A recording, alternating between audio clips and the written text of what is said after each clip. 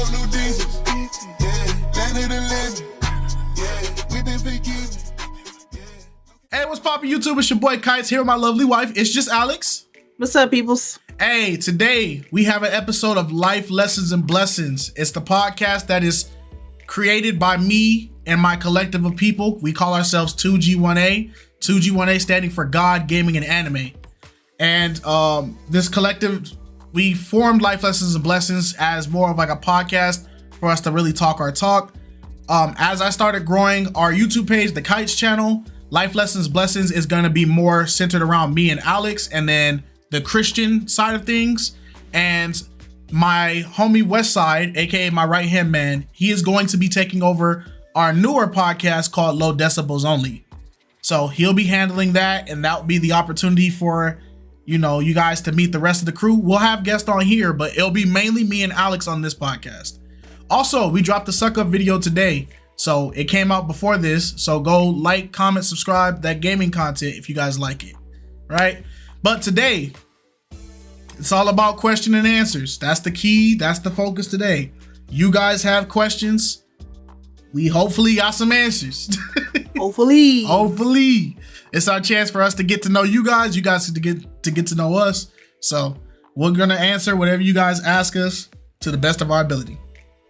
Okay. I'll start off with the first question. Go ahead, take it away.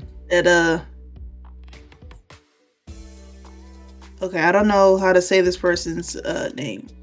I'll put it on the screen. Okay. They asked, how did y'all meet? And how did you know you wanted to marry Alex? New subby here. How did I meet? And what? I'm gonna add another one because they asked two questions. And what's y'all opinions on dating in this new generation? Okay. You want to take it over or me? You go first, because for some reason when people ask like how did y'all meet, the story is opposite. So go ahead. Okay. So me and Alex went to the same high school. She came to my high school her senior year. I was a jock, and she was quiet. She was in ROTC.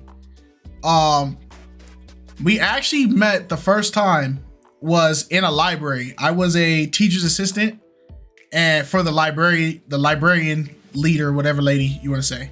But I basically was her assistant there because, senior year, we don't really be doing that. We really just be chilling.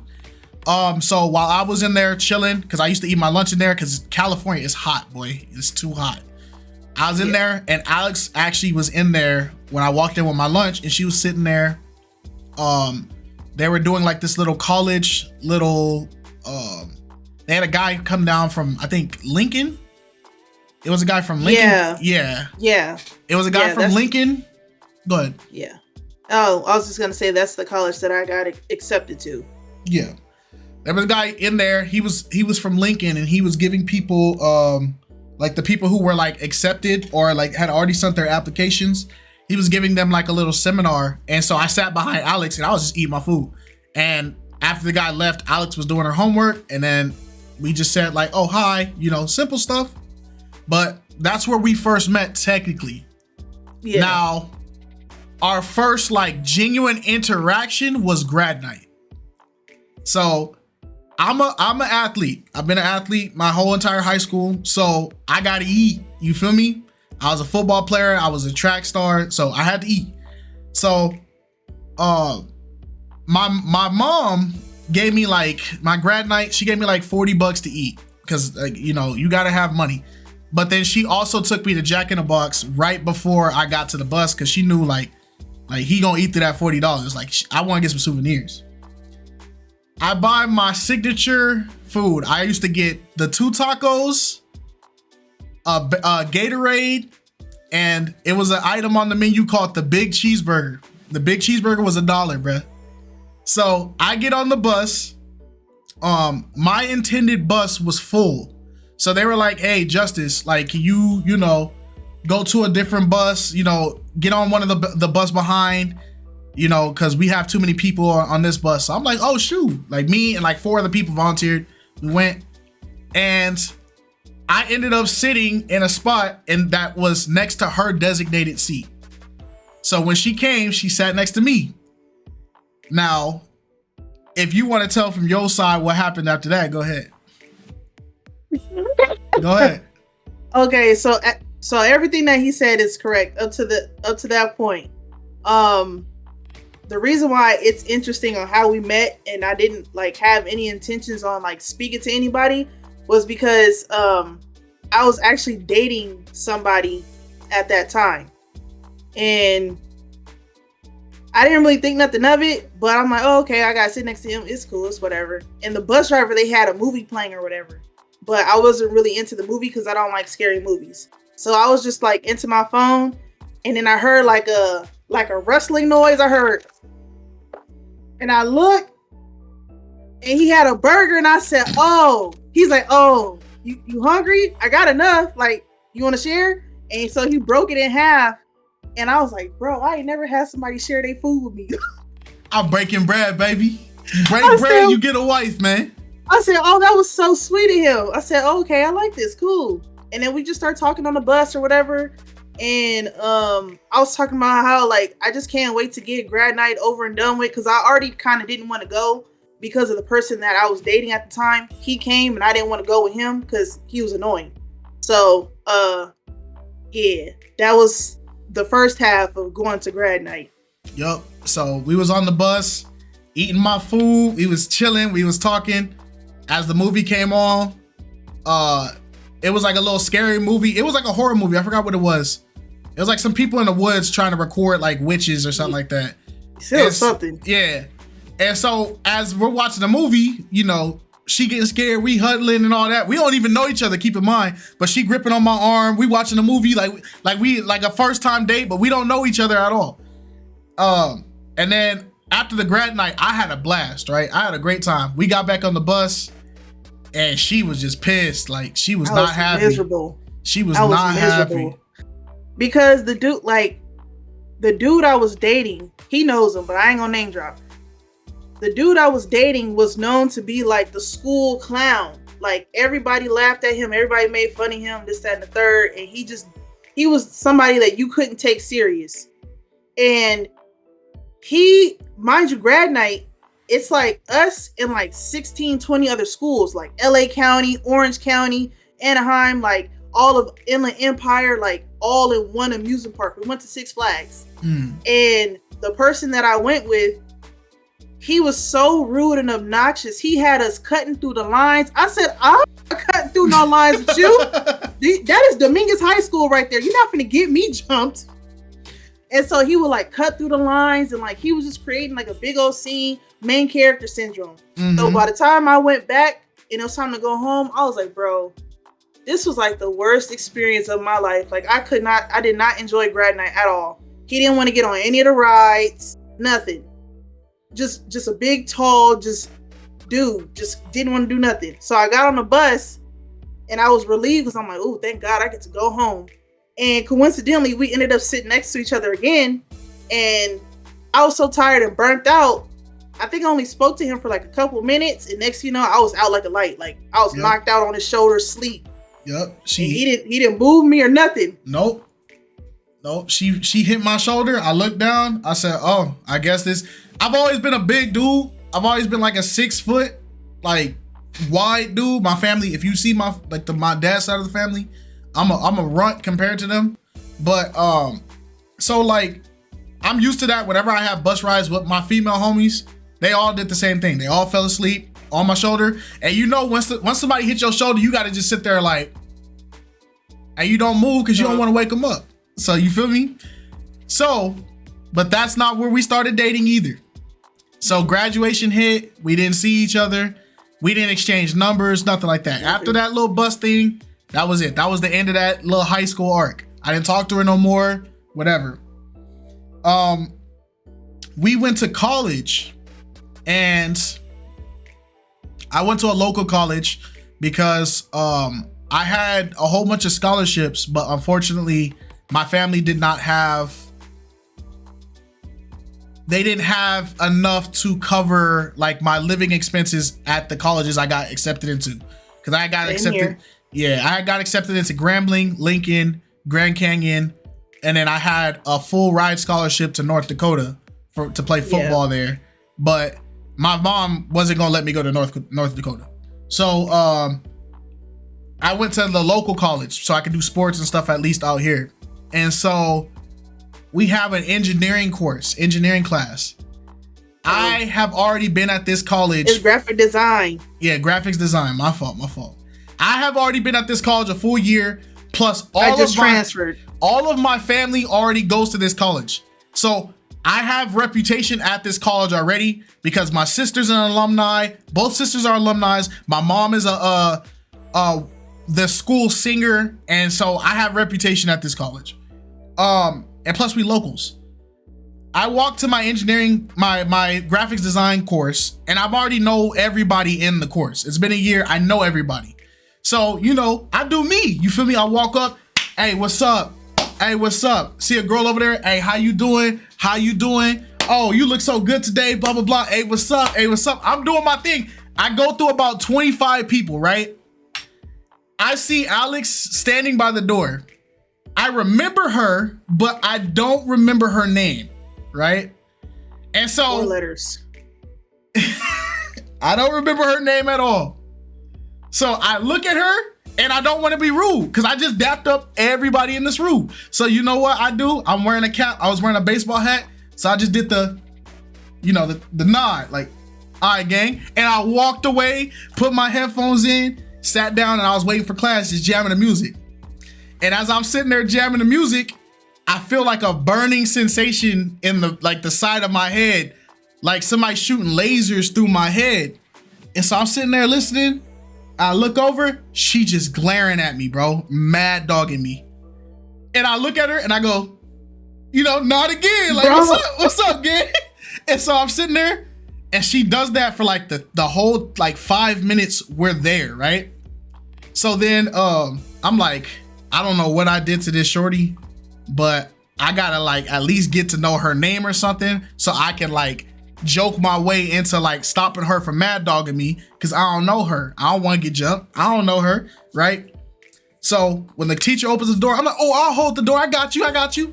And so as everybody's walking in, I'm doing my rotation again. What's up, big dog? What's up, big dog? Hey, how you doing? Hey, how you doing? Whole rotation all over again. She get there. I'm like, hey, I know who you are. I just don't remember your name.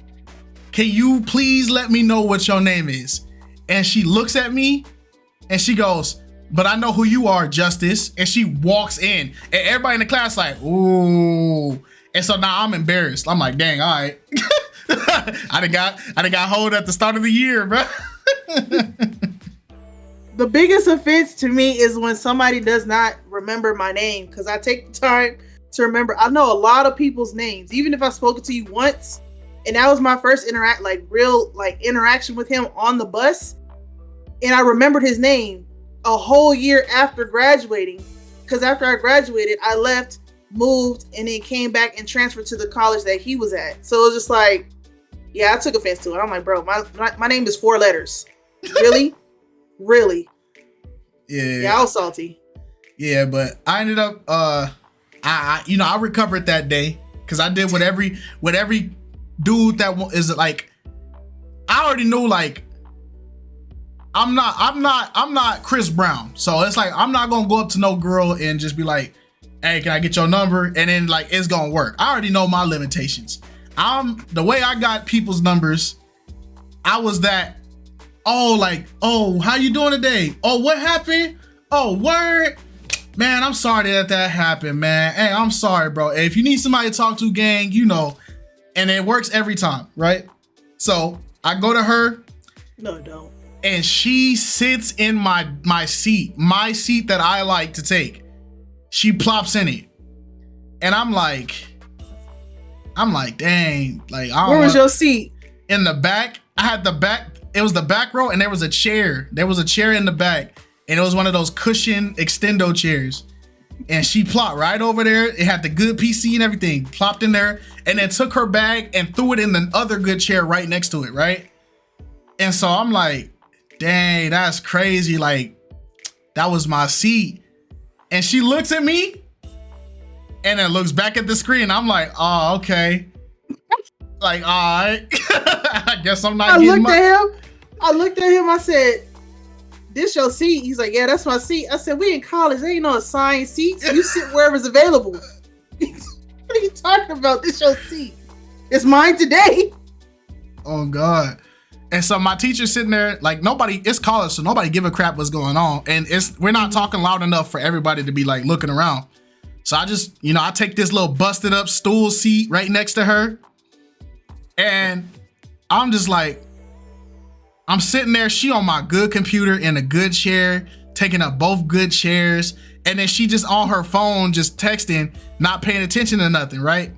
And so I'm like, so you ain't gonna give me my seat back? So I just start being annoying, like, you gonna do me like that? Like you ain't gonna move your bag? You see this you see this stool I'm in, like you think I'm just being annoying, right? And so then she puts her phone on the table. That's a no. So I pick her phone up and I'm like, who you texted? And she's like, nobody. I'm like, oh, unlock your phone. No, I don't know her. I'm like, unlock your phone if you're not texting nobody. So she unlocks her phone. I don't go through her messages. I just act like I'm swiping. I start scrolling up and down, not doing nothing. And then I take the phone, I put it in my hoodie and I lean back in the chair. And I had her phone for the rest of the class. And she didn't get mad. She didn't start fighting. She ain't say nothing to me. We was chilling for the whole rest of the class. She didn't do nothing. And then we just joked together and that led to that. And we was just homies. We was cool. Every day I come into class, talk to her, leave. Talk to her, leave. And so one day as we're leaving, it's like 2 weeks into it. I'm like, dang, man, that's what's up. Like, hey, you such a funny person. You cool, blah, blah, blah. I take her to the little concession stand thing. I buy her some chicken tenders, boy. I buy her some chicken tenders, bruh. The college chicken tenders are the best chicken tenders you'll ever have. They always make them fresh, and you get a side of barbecue sauce or ranch, and they come with French fries, and you get like bro. All that for like $4, bro. Yeah, it was like $4. You get a whole tray of fries, 6 tenders, a whole bunch of sauce, $4. So I buy her that because I'm like, all right, I'm going home anyway. I think she had another class, and I was about to go home. So I buy her that. We sitting there eating, we sharing it, but I'm like, all right, I'm gonna give you the rest of this. I gotta go. I'm like, dang, it's tough, bro. Like, I gotta wait a whole nother week just to talk to you, gang. And she hits me with yeah, because you choose that. And I'm like, what you mean? And she's like, if you wanted my number, you could have asked for it a long time ago, but you just don't want to ask for it. And so I'm like, can I have your number? And so I get the number, bro. I'm like, can I have your number? So boom, I get her number. We text occasionally. We be chilling, but like we still like we not even flirting. We just having good conversation. That's the funny part. It's good dialogue. Like we just joking with each other. Hey, what you doing? Hey, what's up? Blah blah blah. We're not even flirting. I became her boyfriend off of just convenience. It wasn't even like I asked her or nothing like that, right? So I'm driving to the school. I'm driving to the campus and I'm like in traffic and I get a call and I'm like, yo, what's up? And she's like, where are you at? And I'm like, I'm driving to school. What's up? And she's like, oh, well then hurry up. And it just hangs up. And I'm like, who's she talking to like that? No, y'all, I had a reason. So it was this elderly dude. He was elderly to me because at the time he was like in his 30s. College, we were 18. He was in his 30s. And he came up to me. This is like the second time he came up to me in a week alone. And he kept trying to get me to show him where his classes were. And I had already showed him the first time being nice and courteous. And he came up to me and he was trying to get my number. He was like, yeah, you got a boyfriend, this, blah, blah, blah. And I'm not answering him. I'm just like, I'm just focused on school and all that other kind of stuff. He's like, yeah, but he's just trying to like basically mac me up. And I'm texting him like, please hurry up. Please, because we meet up at the same spot every time. And he'll take my book bag, he'll take my binder, and we'll walk to class. And so in the midst of me waiting on him, a 35-year-old started hitting on me and I was feeling uncomfortable. I'm like, bro, please hurry up. Please, I'm about to spaz out on this man. and he got kids trying to gang me up. And I said, oh my gosh. And so, yeah, he's sitting up there talking like, yeah, you know, I could take you out, this blah, blah, blah. Like, I know a cool spot. And then as soon as he said that, Justice hits the corner and he don't even say nothing. He just grabs my bag, he grabs my binder, and he said, let's go. And I was like, okay. And then he was like, oh, this your girl? This your girl? And Justice looking like, huh? And I'm like, yeah, this is my boyfriend right here. So we got to go to class, but it was nice meeting you though. And so we walked off and we got in the elevator. He was like, so I'm your boyfriend? I said, yeah, if you want to be. I said, and that was it. That was it. Oh, me. She was like, I walk up, I see the dude. I'm like, bro, she got the nerve to be texting me, blah, blah, blah. I was already pissed because she talking about some hurry up. Boy, I'm walking it. It's like 106, right? It's 106. And I was wearing a black t-shirt, some shorts, and some slides. But I had because parking was so bad, I had to walk up a hill. So I was pissed. Cause it's like, first off, like, who you telling to hurry up? It's hot. And two, I gotta walk up a hill and some slides. And so by the time I saw her, I see the black dude and her just talking. I'm like, I know she ain't telling me to hurry up so she can talk to some man. So I walk over. I'm just like, whatever, bro. Like we about to go to class. So I was like, you know, I'm just not gonna say nothing. Like I'm gonna just do what I usually do and let's keep it pushing. So I just snatch her binder. Like I snatch it, I grab her bag. I'm hot, boy. Like I'm ready to go inside. I'm pissed. And all I hear is, oh, is this your girl? I'm like, who the freak? You know, like, who you talking to? And she goes, yeah, that's my boyfriend. And everything just kind of like stopped. I'm like, huh? I'm her boyfriend on me. I get in the elevator with her. I'm like, so I'm your boyfriend now? And she's like, if you want to be. I'm like, I feel like we doing this wrong. Am I supposed to like, you want me to like ask you out properly? Or she's like, no, don't do that. That's weird. I'm like, all right, say that. And that's it. That's how we became it. That was a couple. Now, to the second part of that question, because I know we were talking a lot, but you know what? It's a podcast. We can talk as much as we want. To the second part of that question, he asked, how did you know you wanted to marry Alex? It was very easy. I told Alex, as soon as she said, oh, we're going out, I told her, I said, one thing I'm gonna let you know. One, I'm super religious. Like everybody in my family is super religious. So if you come over trying to bump some Beyonce, whatever, my family gonna G-check you. So if that's a deal breaker, like it's all good. And you did not say that. I did. You did not say that. What did I say? You did not say that. You said you're super religious. You didn't tell me about coming over and bumping any type of music, because I know this firsthand because I came over and we were studying and I was playing Lauryn Hill, Zion, and your mom walked up to me. She's like, oh, is this Lauryn Hill? I said, yeah, you like Lauryn Hill? She said, yeah, we don't play that kind of music in this house. We play Christian music. I said, oh, he didn't even tell me. So that's a lie. Nah, it's not a lie, because you should have known this, because every time you got in my car, what was playing? Christian rap, but I didn't know it was Christian rap. That was my first time. That was my first time being introduced to Christian rap, and it was he used to play this dude called Molly Music. He ain't Christian no more, but you know he used to play a Christian rap artist called Molly Music, and that was my first time ever being introduced to Christian rap, and I actually liked it. It was really cool. I still love it to this day. Okay, so I guess I didn't warn her about that. I did not know that. So I told her the second thing I told her was, I don't date to like just have a girlfriend. Like I date specifically to like get married. Like marriage is like something that I want to achieve before I get a certain age. I told her the same thing I told every other girlfriend. Now the only difference is, me liking you was part one. Part two was my sisters. Every girlfriend I've had throughout all of my life have not passed the sister check. In 5th grade, the girl didn't pass. 4th grade, the girl didn't pass. 3rd grade, the girl didn't pass. All of middle school, all 3 girlfriends I had in middle school, all failed. The 2 girlfriends I had in high school almost all got jumped. Even the girl that I was sitting there like Dang, when I say that out loud, it sounded like I was getting around, but no, it wasn't even that. I just had like girlfriends, like, but that was it. Yeah, you're a teen. You're a kid. I was a kid. Like girls. Yeah, interested in girls. It's just every time I would get to like the part like in the relationship where it'd be like the fun part where like you get to like that's my girl, all that stuff. My sisters had so much weight in every school I went to because I was the youngest. So I went to every school after them. They had so much weight and pull. Bro, I had teachers causing me to break up. I had janitors in my relationship causing me to break up.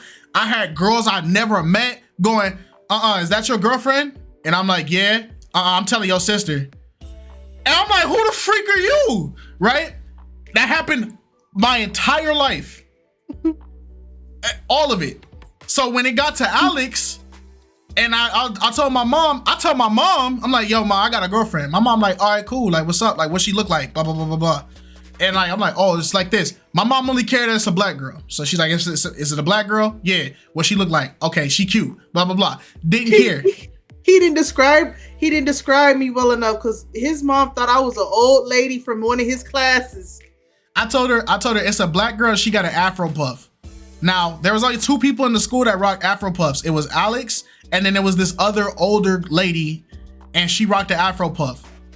And they have like, so when my mom heard Afro puff, my mom was like, I know you're not dating that little 60. I'm like, no, like, nah. Like, she's like, no. So when she saw Alex, she was like, oh, she's cute. And she was happy. She's like, oh, yeah, my son got good taste. I'm like, dang, but you was just thinking I was about to date this 60-year-old African lady? Freak going on. But my mom is not the test you gotta pass. It's my sisters. If you don't look how my sisters want you to look, my sisters gonna make you break up. So as soon as they saw Alex, they walked up to her, they looked at her, and they were like, okay, she's cool. It's only female to ever pass that test. And I was like, well, at that point, my sisters ain't threatened her. They ain't got rid of her. My mama says she cool and beautiful, you know, and she says she wants to date for marriage too. So it was done dotted. That's how I knew. And I said, you know what? This is my person. If it passed all these checks, we've been cool ever since. We ain't had no argument. And the entire time we didn't known each other, bro. And she was feeding me. Come on, dog. You already understand. Like, come on, bro. But we can rephrase this question, Alex. How did you know when you wanted to marry me?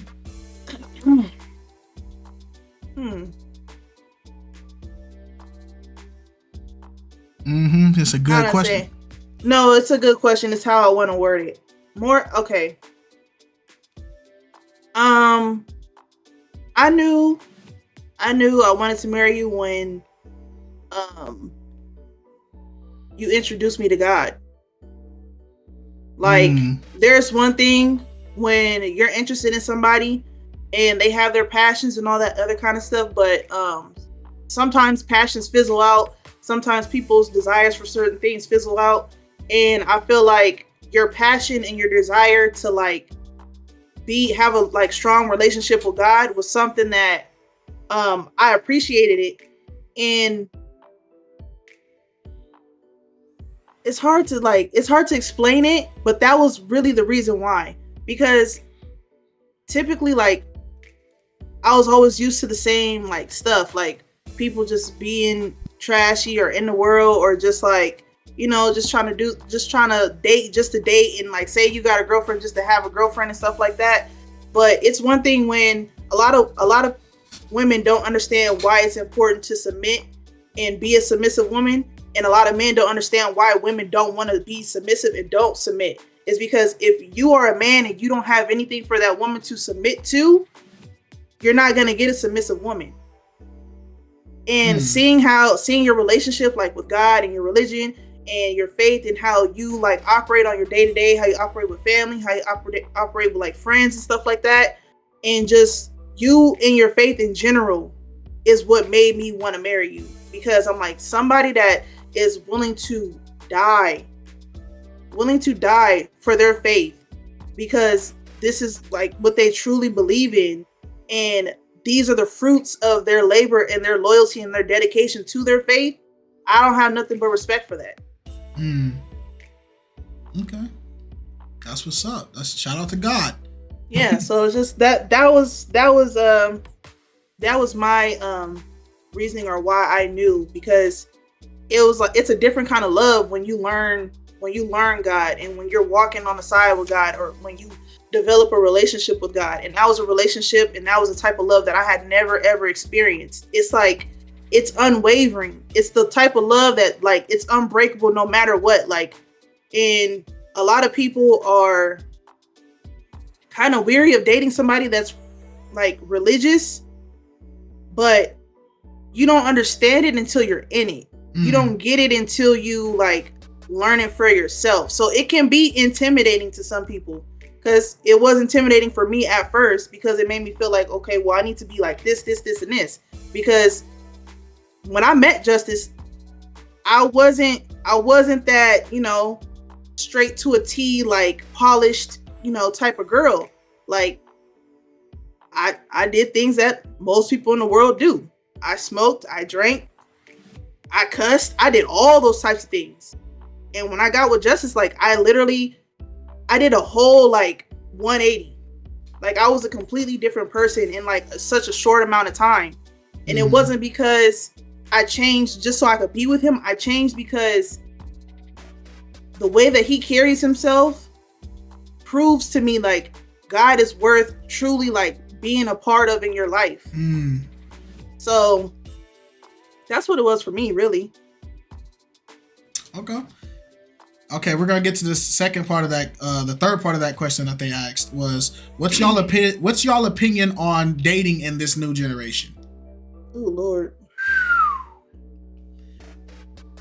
You want to start, or you want me to start? You can start. Oh man. Okay, so because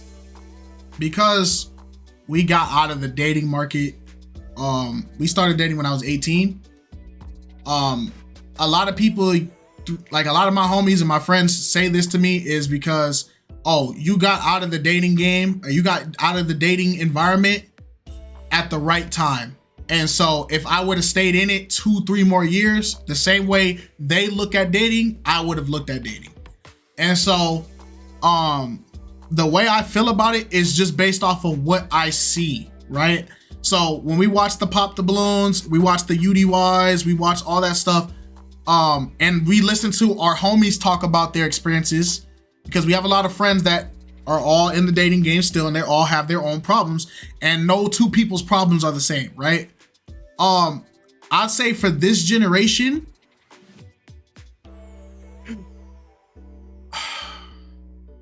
it seems like there's a lot of dating without love. It's a lot of dating without love. And so, and the reason why I say that is, getting in a relationship with Alex, it caused me to change as a person, right? And it was not because I wasn't God-fearing, but it had to open a new door for me, with empathy, right? And I had to learn that true love is empathetic. Love is hard when you need it to be hard, but it's also understanding all the time, right? And so, getting with Alex, I had to learn that, one, just because something in my mind makes sense doesn't mean that's the way it is. And two, if just because somebody is thinking differently than me doesn't give me superiority over them, right? And so empathy was such a key vital part, was because when you get married or you get in a relationship, as a man, it is our job to be the protector and also be the leader, right? And so a lot of people will get this concept that leadership is you're the end all be all. You're the first to say, last to say. You get to the table first. You get up off the table first. If your woman doesn't immediately agree with you, like that's like, then it's not your woman. But I always throw this back at people: is the greatest leaders in history are not the leaders that bark the orders and make everybody submit and follow. The greatest leaders in history are the ones that can give the order, but then also demonstrate how to get the order done, right? So even a chief had to be a hunter before he became a chief. Mm-hmm. So in dating now, I see that it's a lot of men versus women politics. It's no longer a man seeking a woman to love, a woman seeking a man to love. It's I have this, and whoever comes to me, they just need to fit into what I got. Or I have these problems and I only want somebody who's going to fix the problems I got.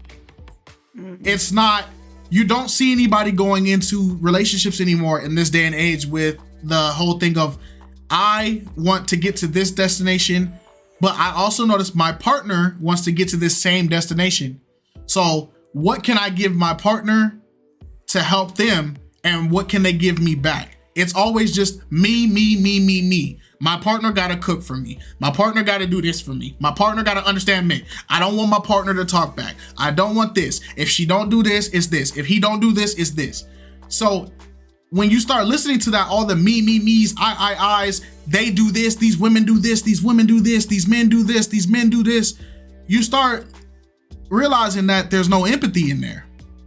Because we're saying they're doing this, but we're not looking at, well, why, what is leading them to do this? Why are they doing this? And that's the thing you got to learn in love, is understanding why your partner feels that way and how your partner got to feeling that way. That way you guys can work together to figure it out. And that lack of love in the dating game, it creates this environment that a lot of y'all are not even looking for wives or husbands. Y'all looking for flings and slaves and wallets. You can go ahead, Alex. I talked a lot. Yeah, no, I agree. I just feel like in this generation, it is a sad time for this generation, because like you said, there is a lack of love when it comes to relationships now. And it's like, you never know people's true intent in a relationship until like you're fully in it. And people don't come off genuine anymore. People don't come off kind and loving and caring anymore. People have these grand expectations, but don't even meet to their own standards or expectations themselves. And it's kind of like everybody's hive mind. Everybody has this wonderful fantasy and this wonderful like desire to want to be this, that, and a third. What love looks like for somebody else may not be that for you. And I feel like a lot of times in this not even just this generation, just in general, people idolize love so much in a way that it's kind of like how do you say, desperate. Okay. It comes off very desperate. Like, I just need somebody to love me. I just need somebody to be with me. You don't need anybody to do anything for you. You don't need anybody to do anything for you that God already hasn't been doing for you. He's already been doing it for you. And I feel like a lot of people, those that are believers, if you're a believer and you're the type of person that wants to get married, but you're idolizing marriage and love is wonderful. But if you're idolizing the idea of it because you want it so badly and you're putting those ideals before God, you're not going to get married, because nothing comes before God. You have to put him first in everything that you do. So I just believe that in this day and age, in this generation, it is hard to date. I believe that social media makes it hard to date. Right. Because people are giving into the cookie cutter, like cute relationships, and people might even look at us and idolize our marriage or idolize our relationship, be like, oh, I want to be like KiteZz and Alex. Don't be like KiteZz and Alex. Be like you and whoever else you choose to be with. Simple as that. Right. And I feel like people think there's too many like trap doors into dating now. Like, oh, she's a pretty girl, but then when I get to know her, she does this, and this, and that's weird. Or she believes in this, and this, and this. That's weird. Or it's just like, it's too many excuses as to why people can't be together. And I do feel like the gender wars has played a part in it. And the more that people feed into the gender wars of men being separated from women, the more the enemy gets to do what he's designed to do. Because that's our whole purpose, our whole intent, and our whole creation as beings is to be fruitful, multiply, love, and share all the fruits of the spirit that the Lord has given us. But we're doing the opposite. We'd rather bash each other, insult each other, call each other names, disrespect each other, all types of stuff. That's not love. That's hate. And if you got all that hate, you might as well just stay where you at. No, I agree. I feel that. I felt that. All right, on to the next question. This is by ZMC Knight 3119. He said, "Who's better than who on Tekken?" That's not even a question. That's not even a question. I don't even play Tekken, bro. I play fighting games, so it's a no-brainer. But he also asked the actual question. He said, "What event would you compete in the Hood Olympics?" Now, if you guys don't know, the Hood Olympics he's referring to is RDC skit, where they basically took like the Olympics and put it in the ghetto, like hood things, like professional men's robbing houses, professional men's running from dogs, women's instigation, stuff like that. So, what Olympic sport would you feel like you would be in, Alex?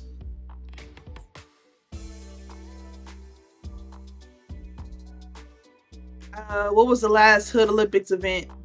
When they was still in the TV? Yeah. Yeah. I pay attention to detael. Organized. What is it? Organized robbery? Yeah. I pay attention to detail really good. So you wouldn't even know I was in your house. All right. I think my Olympic sport would be men's instigation. Yeah. I am a very good instigator, but it's not because I'm malicious with it. I'm good at instigating. Don't look at me like that. I do it out of boredom. That's the thing. That's malicious. You're doing it for your own entertainment. Yes, that's wrong. I do it out of pure boredom. Just because I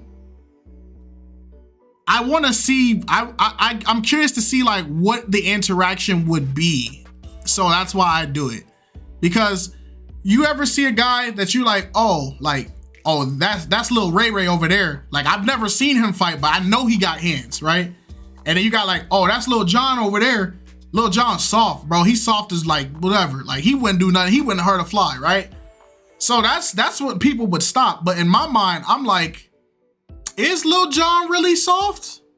And do Ray Ray really got hands? Nah, I think we should find out. Like, I don't Instigator. And so that's really just how it go. Now, am I proud of it? No, but would I win a gold medal in it? Yeah, I would. I would. All right. This one is from the Noble J. Shout out to the honorable member, Noble J. Honorable member. He said, "Have you acknowledged your tribal chief?" Yes, I have acknowledged my tribal chief, the head of the table, Roman Reigns.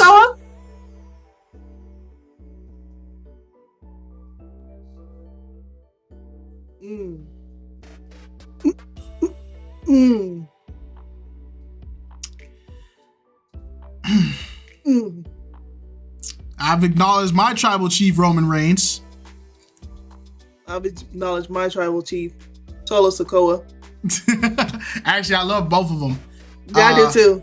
Honestly, the bloodline has been one of my favorite parts of wrestling. I've been watching wrestling since I was a child. Also, the bloodline was the first storyline I introduced Alex to, because I got Alex into wrestling about like 2 years ago. Mm-hmm. So she never. I love it. Yeah, she loves wrestling now, and the Bloodline is her favorite. No, it's not. No, it's not. Who are your favorite? Who are your 5 favorites? I don't want to answer for you. Go ahead. My 5 favorites will be Rhea Ripley, Gunther, KiteZz. Okay. You can group them together because that's Imperium. Okay, so yeah, Imperium. So Rhea Ripley, because I don't like all of Judgment Day. I really just like Rhea Ripley. Priest is cool too, though. Dang, this is hard. Okay, Rhea Ripley, Imperium. I have found a great appreciation for Cody Rhodes, because when he came back after the pandemic or whatever, I didn't really care for him because I just thought they just threw him in there for convenience. Dang. All of the Bloodline, all of them.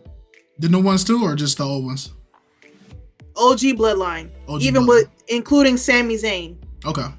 So, and dang, my last one.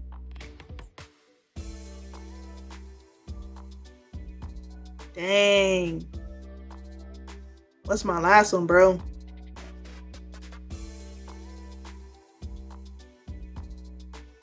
I can't even tell you my last one because that's hard.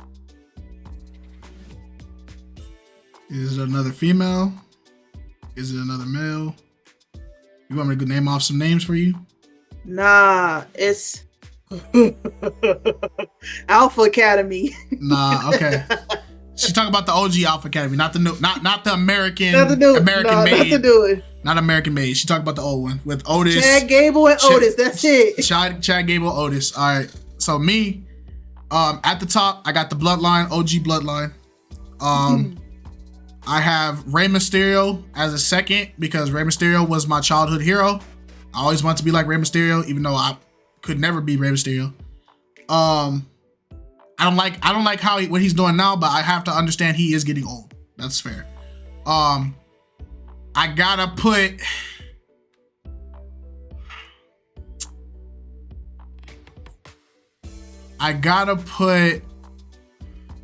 Dang, this is hard. This is hard when you actually think about it. Yeah. So I got the Bloodline. I got Rey Mysterio. I gotta put Perk Angle. Okay. I gotta put him in there. Perk Angle was peak. So that's 3. I gotta put Bray Wyatt. The Fiend specifically. I love the Fiend, but I love Bray Wyatt as well. RIP Bray Wyatt. And I'm gonna group him. I'm gonna group everything concerning Bray Wyatt into Bray Wyatt. So his brother, the Wyatt Six, the Wyatt family, even when he did the Fiend and Sister Abigail thing. So everything concerning Bray Wyatt, I'm gonna group them. And then, man, he's not in WWE no more, so I can't use him. I feel like you still can. Oh, then Aleister Black. Aleister Black was up there. Oh, no. Actually, I take Aleister Black out. Ricochet. I put Ricochet. Oh, yeah. Ricochet is goated. Yeah. But Ricochet left WWE, so unfortunate. But yeah, we have acknowledged our tribal chief. Do you follow One Piece? No. And I never will. The live action, yes. Yeah, the live action was pretty good. I read One Piece as a kid. I was a huge One Piece fan as a kid. But then after 2-3 years of being a One Piece fan, and the story was only because back then you got to remember when One Piece was out and we were in like middle school, elementary, we had to wait like a whole month just to get like the next chapter, right? And then we had to wait like 2 weeks just to get the next episode. So, after 2-3 years of trying to keep up with it, I fell off it because once you miss one episode, you miss a lot.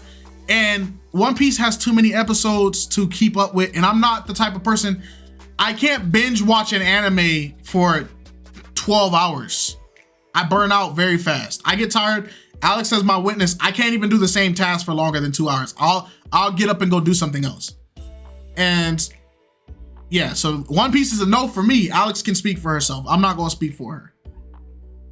I have not seen One Piece, only the live action. I would like to watch the animated series.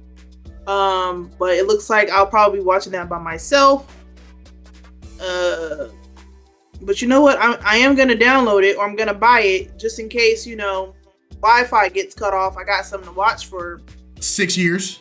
Yeah, 6 years. So if I go off grid, I'm good with One Piece. I'm fine. Yeah.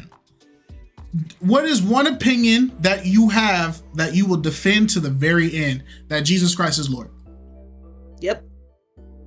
That is my same opinion. I will die for that. And it's not even an opinion for me. That's a fact of life. That's a fact of life. Yeah. Yeah. Jesus Christ is Lord. Yeshua Messiah is Lord. God is real. None go through the Father except through Him. I don't care. You can give me 10,000 scholars saying that it's not real and it's false, and I still won't. I'll still sit there and say, nah. But my greatest response is, we'll both see when we die. Yeah. That's the response I give. If I die and I don't see Him, then at least I got to live believing in something. But if you die and you die not believing Him, I'm sorry, gang. Like, I'm not happy for that. But yeah. Yeah. Next one, Sheena M7802, new subscriber here. I enjoy your reactions to Pop the Balloon or Find Love. Your assumptions are 9 out of 10 times correct. We be wrong a lot, but we be right a lot. But remember, it's entertainment. Yeah. You guys are always bring a different perspective to situations. What specifically you think contributed to the way you view things and how you see life? I have realized, well, that you guys are Christian. I agree with your take on things. That's cool. So the main question he asked is, what specifically do you think contributed to the way that you view things and how you see life? You want to answer first, or you want me to go?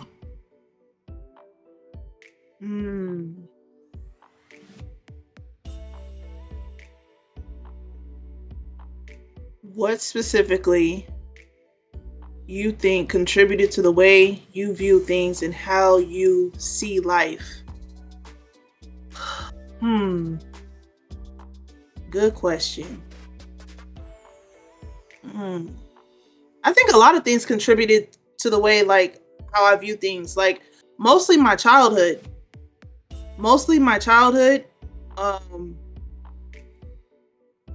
And like past traumas and like experiences that I went through in life gave me the outlook that I have now, as well as being married.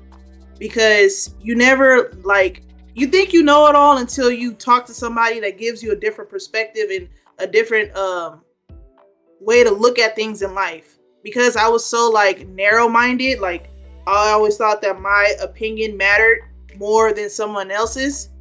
And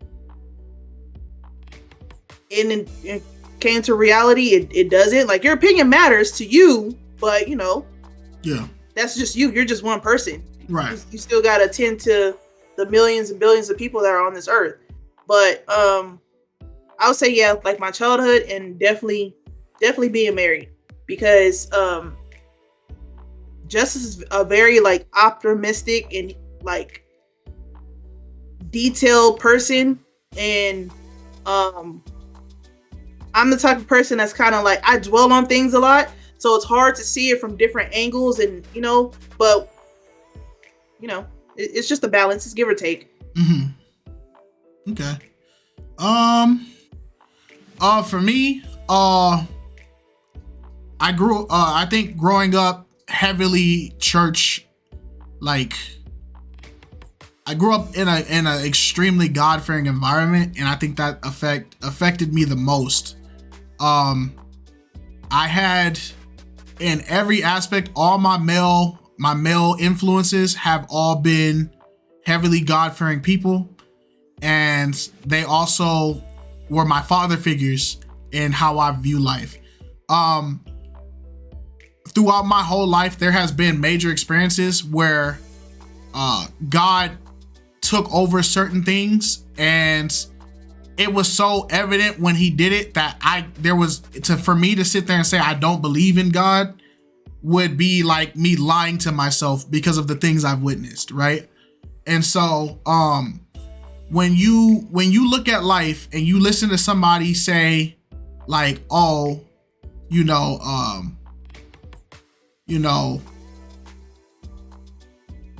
this doesn't exist, but then you have a life-changing event happen, you kind of gotta like, all right, this is gonna change how I view things. Like to the point where like there was been moments where my family legit did not have nothing to eat, and I'm a 6-year-old boy in church. Family doesn't have anything to eat. My mom is not the type to tell people her problems. My mom has always been a problem solver for other people. She has always put herself last. And so when you have a family like that we will give everybody our last and will never ask for anything at all, you realize that you get in situations where you have nothing. And even when you have nothing, you still give. And so every time my mom was at her lowest point and she still gave, we always got back threefold, right? No matter what it was. And this is actually what I use in my marriage now. Every time me and Alex are at a low point financially, physically, whatever, we give and it always triplifies. Like, and as my witness, Alex, does it happen every single time? It does. Every single time. It triplifies. It does. Always. And it's not an exaggeration. It's like it happens every time. Every single time. So if I ever feel like I ain't got no blessings coming my way, I can go give a homeless man $60. And this is funny because this is an actual story. We were down to like our last $60 or our last little bit of money. Saw a homeless dude. We had got some food because we got off work. Saw a homeless dude sitting there chilling. Gave him about like $6 worth of food. Like just because we had to make it work. We had got gas, but we had got we got food, but majority of the food we gave to the homeless guy. It was like $6 worth of food. By that next couple days, we had got $600 as a gift from something. And so we were like, yeah, and there's been times where like we'll be on our last, or not even on our last, just give just to give, because God loves a charitable giver. I gifted your mom like $150, dude. I must have won an award at work and got gifted $1,500. Mm-hmm. Oh no, I was like, ain't no way, that's crazy. Yeah, and that happened my entire life. So as a 6-year-old boy, my mom was a heavily church person. So we went to church 3 times a day on 3 times a day on Sunday, 1 time on Wednesday, 1 time on Thursday, 1 time on Tuesday, 7 a.m. prayer Monday through Friday if I didn't have school. Saturday we were going out to help other churches. So it was church. And as a 6-year-old boy, when we were at this brokest to the point where we didn't have cereal, we didn't have anything to eat. We were just gonna go home. We went to church. We were gonna go home and just go to sleep. And I remember praying, and I was just doing my thing, and I was having a good time praying. I had like a good conversation with God, and a lady came up to me and she was like, "Oh, I'm so proud to see a child that just has a heart for God, and here, God told me to give you this," and she just gave me $20, like randomly in the middle of service, just gave it to me. My mom and nobody was nearby me. She just gave me $20, and I was just like, oh, okay. And as a kid, I don't know. I'm like, okay, cool. I got $20. I'm a little 6-year-old kid. Gives me $20 bill. We get in the car. We're about to go home. My mom was like, okay. And I'm like, hey, Mom, some lady in church gave me $20. And she's like, who? And I was like, I don't know. I've never seen that lady before. And my mom just broke down crying because my mom broke down crying and just she took the $20. She took it from me. At 6, I didn't know, so I didn't care. Like I was like, oh, I'm gonna get a video game with this. Took the $20, bro. That $20 was able to get food for that entire house that all me and my mom and my siblings could eat, and it got us all the way through until my mom got her next client and had enough. That client was a lot of money to do. She's a hairstylist, and we made it. But that $20 got us through a whole week. And that's God, because it's like, bro, that lady had no reason to do that. And she just so happened to conveniently give us just enough to take care of us for a whole week until my mom got a paycheck. So when stuff like that is very common in your life, it starts making you realize there's things that operate outside of us And that to believe that I am the sole influence of what happens to me that would be crazy. And so that changes my whole view on life. And that's why I treat everything as if God is, I view everything and do everything as if God is sitting there with a clipboard. Like, okay, he did this, like legitly. And that's how I operate through all of life. You get me? Mm-hmm. Okay. Next question. Oh, also the Noble J also asked, what advice would you give someone who's looking for love? Alex, you can take it away. What advice would you give somebody who is looking for love?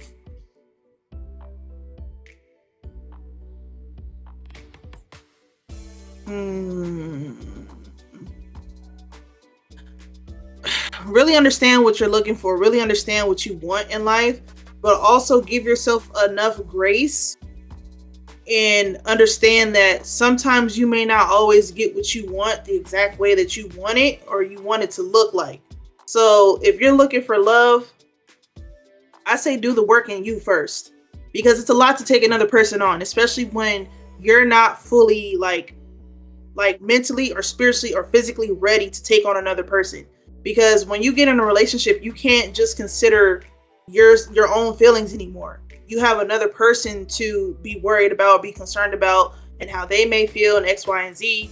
And alongside that, understand your value and your worth. Don't settle for things because you're so eager and you're so desperate looking for love. But also be realistic with the things that are going on in the world, what's going on around you. Not saying to settle, but some people be wanting, a Megan Good. And she may not be a Megan Good in the face, but her personality is there. She's loyal. She's trustworthy. She's respectful. So you gotta and love can't be bought. Love can't be bought. So don't ever try to take somebody's love that they're selling to you and it's not genuine love. Somebody it may look like love because it's coming in this nice pretty bow, but love can come in all ways, shapes, and forms. It don't come in just one style, one archetype, one personality, one type of way of thinking, one race, none of that. None of that. Really do the work in yourself first. Know your worth. Know what you're willing to accept and what you're not willing to accept. Take the time to genuinely get to know people. Don't love bomb people. Yup. Don't do that. Take the time to get to know people, even if it only means you guys are going to be friends. Love is love regardless. It don't matter how it come. That's just my opinion on it. But yeah, and stay off the dating apps. Get outside a little bit. Go outside for a little bit. I know it's different. Try something different. I'm not saying get off of them completely, because I know that's the new way of dating nowadays. But try something different. You never know who you might meet outside. You never know who you might meet in the store. Concerts, venues, whatever the case may be. Yeah, and give people grace, because God gives you grace every day. Okay, that was good. You basically said out everything I would say. I say the thing I would give to advice to people who are looking for love is, one, put God first. Yes. That's what I would say, in my honest opinion, because put God first and put yourself second. Because the reason why you put yourself second is because you are not ready for love unless you make yourself ready for love. Meaning that you have to be ready to be able to give that love and compassion and take care of the person you're attaching yourself to. And to do that, you have to be ready to love yourself before you can love others. If you go and you hate yourself and you have things that you feel like makes you unlovable, guess what? The same way you're feeling about yourself, your partner is going to see that. And you're throwing that on your partner. And the reason why I say put God first is because God knows that He knows the desires of your heart, whether it be good or evil. And you can't expect to harvest fruit in dead soil. Right. And so with God knowing the activities of your heart being evident, He will always give you what you ask. He says that you have not because you ask not. And so when people say those prayers and they ask God for things, he'll give it to you. He just gives it to you in a way that you don't expect it. He's not going to give it to you at the way you want it. And so that's why I say, put yourself second, put God first, put yourself second, and build yourself up. Because once you put the request to God, it's already out there. Now you got to make yourself a vessel that's ready to receive what God gives you. So if I ask for God, hey, God, send me a wife that's going to take care of me, be nurturing, and be kind. But then I'm a mean person. I'm an aggressive person. I don't know any type of gentleness in my body. The Bible says, husband, love your wives. But I don't know how to demonstrate love. Guess what? God will give it to you. He'll throw it right in front of you. Here you go. And you'll be so broken and out of whack, you'll push it away. Or you'll scare it away because you didn't do the steps that you needed to do to prepare yourself for it. So put God first. Seek God first for your love life. Tell him, Lord, I want a wife. Lord, I want a husband. But then as soon as you make that request known, start showing God that you're evident of what you're going to receive by improving yourself. If you're going to be a wife, learn how to be nurturing. Learn how to not argue. Learn how to cook, learn how to clean, learn how to do that. And it's not because your role as a wife is to, I'm saying that that's all women do, because 9 times out of 10, if this person is your husband or something, you're gonna have a kid. And it's the job of the mother to have those traits, not for just your husband, but also for your kid. And to the men, learn how to be kind, learn how to be gentle, learn how to protect, learn how to lead. Learn that just because you're a man, unfortunately, there are some things you're going to have to do that makes it may feel unfair to your woman. Me and Alex used to work 12-hour days together, same place, 12-hour days. At one point, we still do, but it was in an earlier place, not to where we work at now. We worked 12-hour days and we would do the same job, but to get the bonuses in the job, you have to do more work. And so Alex would get a standard paycheck, but my paycheck would always come with a $400, $500 bonus. And it was because I could do the same amount of work as Alex easily. But because I knew that $500, $600 was going to help and give Alex what she needed outside of the fact that she was working, I pushed myself to do that. Meaning that I had a reputation where all my coworkers thought I was mean. They thought I didn't know how to talk to people. They thought I was a antisocial, blah, blah, blah, blah, blah. But then when they would see Alex, they'd be like, but she always talks. She's always nice. She's always this. And then she would tell them, my husband's just like me. But people wouldn't believe it. And it was because to give my household what it needed, I had to go to work and not talk to nobody for 12 hours. I had to go to work and give 140, 150% because as a man, that's what I needed to do. Because my goal is when Alex has kids, Alex don't gotta work no more. That is what I told her. When you have kids, you don't work no more. You don't have to unless you want to, but you won't. You won't need to.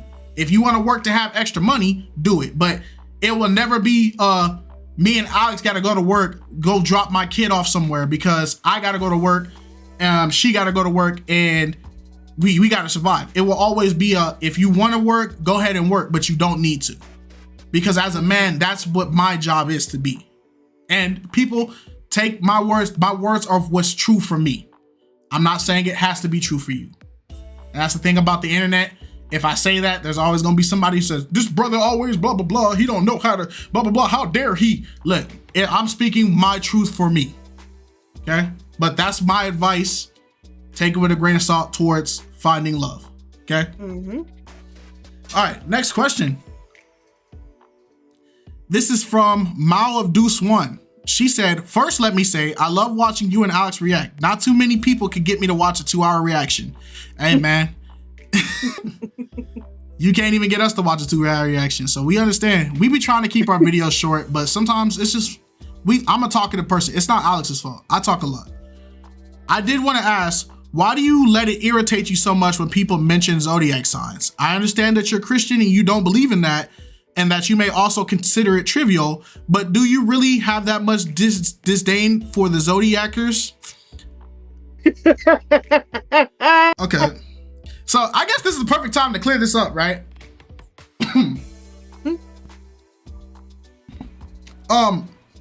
Here's to clear it up. We don't got no beef with Zodiac. Anything. We actually don't hate it. We don't despise it. If you actually came to real life with us and told us your Zodiac sign, it wouldn't affect anything of us. Like it's your thing, right? If you ask me, oh, what is your birth sign? Oh, Sagittarius. I know what my sign is. I know what it is. I don't follow it, but I know what it is. I'm not ignorant to star signs and stuff like that. Now, the reason why we do go so hard on it is because it's funny to us. It's not that it irritates us. It actually is funny to us. Every time you see us have a meltdown on a video about zodiac signs, right when that video stops, when that video pauses, me and Alex be rolling, bro. We be laughing because it's funny to us. And it's because back in those days, I do believe that reading the stars and everything was important, because reading the stars is how we understood the concept of the North Star. That's what sailors used. They understood the Big Dipper. They understood all that. So reading the signs, reading the stars, I don't have a problem with. It's people who give these stars and they give these concepts more power than they're supposed to, right? The Bible even says there was a point where a king, I think it was King Nebuchadnezzar, or I don't want to butcher it, but there was a king. He needed somebody to interpret his dream. So he called all the wise men, he called all the star readers, he called all the witches, warlocks, all that. Couldn't do it. But then a man of God came and interpreted it, and he killed all those other things. And even the Bible, there's a point where he was talking about the destruction that was coming on the kingdom, and he said, call all your philosophers and your readers of signs and all these things, call your wizards, your wise men, call that, let them interpret the sky and interpret the stars, and it will not save you. And so I don't believe in giving them power to an extent that they shouldn't be, because everything created by God is good. What the devil meant for evil, God is turning around for the just. So I believe there is some good to the zodiac signs and all that, but I believe the way that they're used now, I can't agree with how they use it, because you guys use zodiac signs to cover up, and it almost feels like you guys use it to excuse bad behaviors. Like, for instance, we watched on one of the Pop the Balloon shows, it was like, oh yeah, I got an attitude. I got a really bad attitude and men complain about it. But you know what? It's because I'm a Taurus. So they just have to get over it. What does you being a Taurus got to do with you just being a bad person? A person that's hard to deal with? Because does that mean every single Taurus in the world acts like you? That makes no sense. Because I have a niece that her birthday is 2 days away from mine. We're both Sagittariuses. If you put my niece and me in the same room, we are two different people. We were both born at night. My niece is really calm, really reserved, really shy. Me, I'm talkative, I'm loud, I got an ego problem. But we're both Sagittarius, we're both born at the same time at night, just 2 days apart. But to believe that her sign and my sign mean that we're the same person, I can't jack that. That sounds crazy to me. And I don't subscribe to it at all. Right. And at the end of the day, if you subscribe to it, no shame on you. Do your thing. Just like I don't get mad at atheists. There's Satanists in the world. I'm not gonna go fight a Satanist because you believe in Satan. I'm gonna say you're wrong, but that's me. I think you're wrong. But if you say, hey man, it's all good, no hate towards you, I just believe in Satan, it's like, what am I gonna go do? Jump you? Like, that's your thing. But on my platform, I'm gonna say, yo, you believe in Satan, Satan is wrong, gang. But at the end of the day, you take my words with a grain of salt. I'm not your God. I can't make you change. But that zodiac thing, y'all abuse it, boy. It's like used toothpaste. Y'all keep trying to squeeze just a little bit more out of the toothpaste. I'm a Taurus. So because I'm a Taurus, I'm naturally keen to being kind to other people, and I can read people's energies because I'm a Taurus. Like, huh? Oh yeah, I wore this color today because I'm a Cancer. What? Like, do y'all hear it? Go ahead, talk your talk. Yeah, I don't care for the zodiac thing.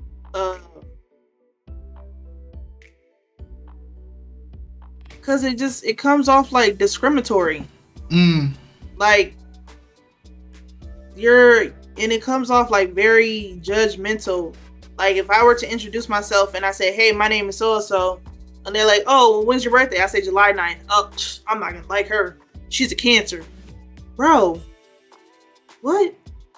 You don't even know me. All I did was introduce my name and my birthday. You don't even know me. Right. Yeah, but Cancers are typically this, and this. And even then, I had to strike that and redact that. Lord forgive me, because I don't claim Cancer. I don't claim none of that stuff. When I was younger, I did because I didn't know any better. Now I know better, and now I choose to do better. So I don't claim it. When people ask like, "Oh, what's your sign?" I don't claim a sign. I don't claim none of that. That's just things to keep us entertained down here, and I don't want to be down here being entertained by that mess. That's just me personally. But no, it comes off discriminatory. It comes off very judgmental. People may say the same thing about us being Christians. We come off as judgmental and this, that, and the third. But no, you're literally judging someone based off of the date they were born. They have no control on the day that they were conceived or born. It doesn't make sense. I'm gonna leave it at that. Yeah. So at the end of the day, if y'all do use the Zodiac thing, hey, ain't no smoke. Y'all do y'all thing. We happy for y'all. If it works, it works. But I can't accept an ideal or something that tells me I'm not supposed to like somebody because they're born on this day. That's weird to me. Like, we watched how many Pop the Balloons where the dude was the perfect match for the girl. They met eye to eye. They had the same hobbies, same interests. They were same age. They were perfect. They were clicking. And then the chick goes, but when's your birthday? And he's like, oh, I was born in May. I can't do Is it that outlandish to have interest in this in the same things with somebody that isn't the same sign as you? Is it just that, like, does it burn your spirit that bad? Like, nah, there's no way. It's okay. Opposites attract all the time. I had one chick. It's okay. I had one chick. I said, okay, if you can, so you can tell people's personalities. You can tell what sign they are based off their personalities. She was like, yeah. And so I'm like, so you've known me for months. Yeah. So what is my sign? Oh, you're a Gemini. You're a Gemini for sure. I'm like, what makes you a Gemini? Oh, because Geminis act like this, and this is how you act. So you're a Gemini. Am I wrong? I'm like, yeah, you're wrong. What are you? Are you a Leo? I'm like, what would make me a Leo? Because Leos act like this. So if you're not a Gemini, you're a Leo. And I'm like, oh, you're getting closer. And she's like, oh, okay, my final one, you gotta be a Capricorn. Because Capricorns do this. And I was like, no, I'm technically I'm Sag. And she was like, oh my God, I knew it. I knew you were a Sag. And I'm like, you just went through Gemini, Leo, Capricorn, but you knew I was a Sag? How does that work? How about we stop taking people's actual characteristic traits and grouping it into an individual category? So if you're an angry person, you must be this. If you're a liar, you must be this. Like, come on, bro. People are people. It just... Yeah, but that's it. That's the answer to your question. You may not like that answer, but it's fine. We're not gonna change. But hey, much love to you though. Shout out to you. All right. Oh, I'm gonna read the rest of hers just to give her the respect of the fact that she said, I know the name of the signs and I'm not into them, but I don't base my encounters with others off of it. If I did, hubby and I wouldn't be together today. Right. That's a prime example, right? The signs, some people carry the signs so low. You could have met your match and you pushed them away because you read the signs, the stars. I'm just curious. It's something that I noticed you have a big reaction to whenever it's mentioned. Alex reacts to it as well. So the question is for both of you. Sorry for the long comment. Love and light. Hey, love and light to you. God bless. Next, we have from our very own honorable member, Major Monet. She said, hey, honorable members, I definitely support this content 100. We support you, gang. What's 2 unpopular opinions that you each feel strongly about?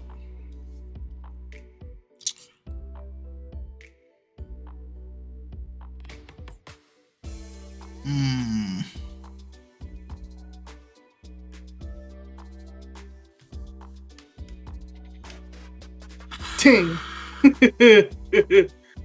uh, That's a hard one. 2 unpopular opinions that you feel strongly about.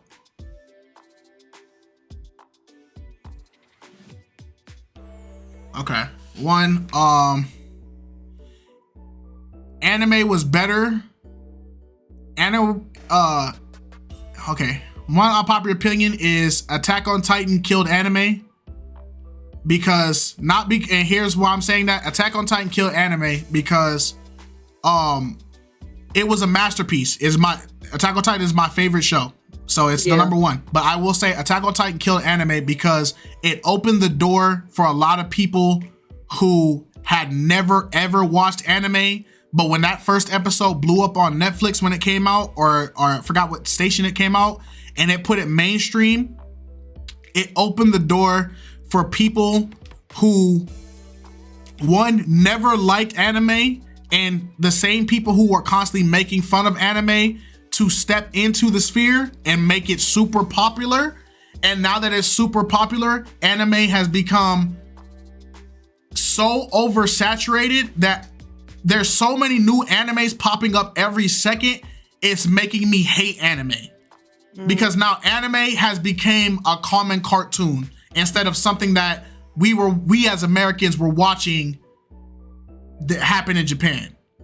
And now to the point where anime has gotten so oversaturated that people are using anime to push agendas and their ideologies and everything and their wet dream fantasies onto everything, to the point where anime is not even fun to watch no more. And like, out of 300 animes that come out in a season, I'll only watch 1 of them. Versus back then when anime was popular, and as a jock, I couldn't tell people I watched anime, so I kept it to myself. But I was watching iShield 21, I was watching all these different animes, and I loved it. I would talk to my homies about it, and I loved the fact that nobody knew what we were talking about, and it was our thing. But then as soon as Attack on Titan, and Alex as a witness, when Attack on Titan hit, bro, our school, you had people that were bullying the anime club the week before, rocking the Attack on Titan backpack, talking about how they are anime fans. And it's like, bro, you was just bullying homeboy last week, but now you a big anime advocate? You using Japanese language, you rocking all the gear. So I feel like Attack on Titan killed anime. At least, yeah, Attack on Titan was the martyr for the anime getting oversaturated. And my second opinion,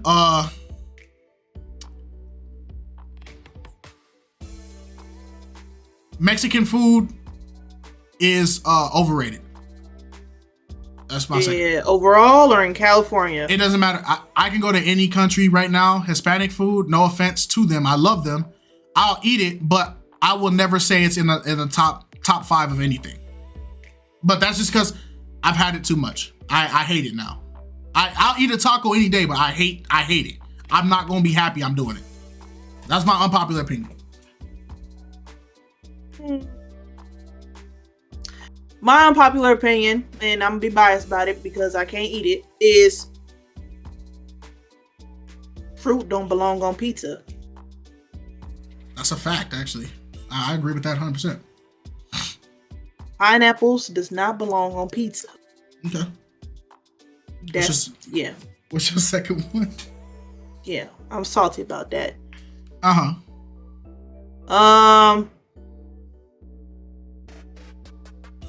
My second unpopular opinion.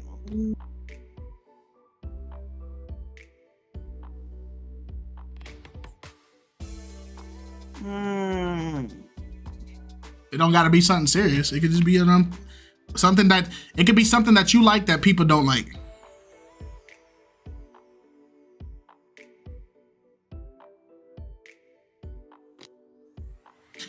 While she's thinking of this, don't forget to like, comment, and subscribe, guys. It does help us out. It does help us out. You know, 1 like goes a long way.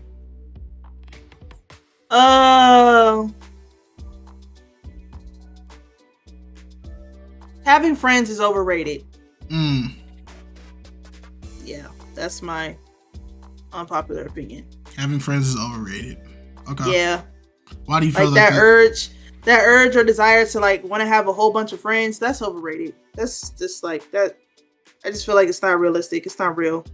Mm-hmm. And it's like,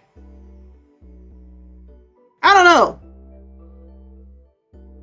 I feel like, I guess it's because I'm the type of person, like, I enjoy my own company. Mm-hmm. So I don't see the point in like having like a whole bunch of friends. Mm-hmm.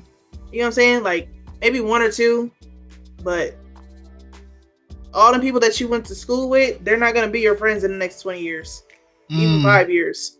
Like, I feel like that's overrated, but yeah, teach your own. Okay. That's fair.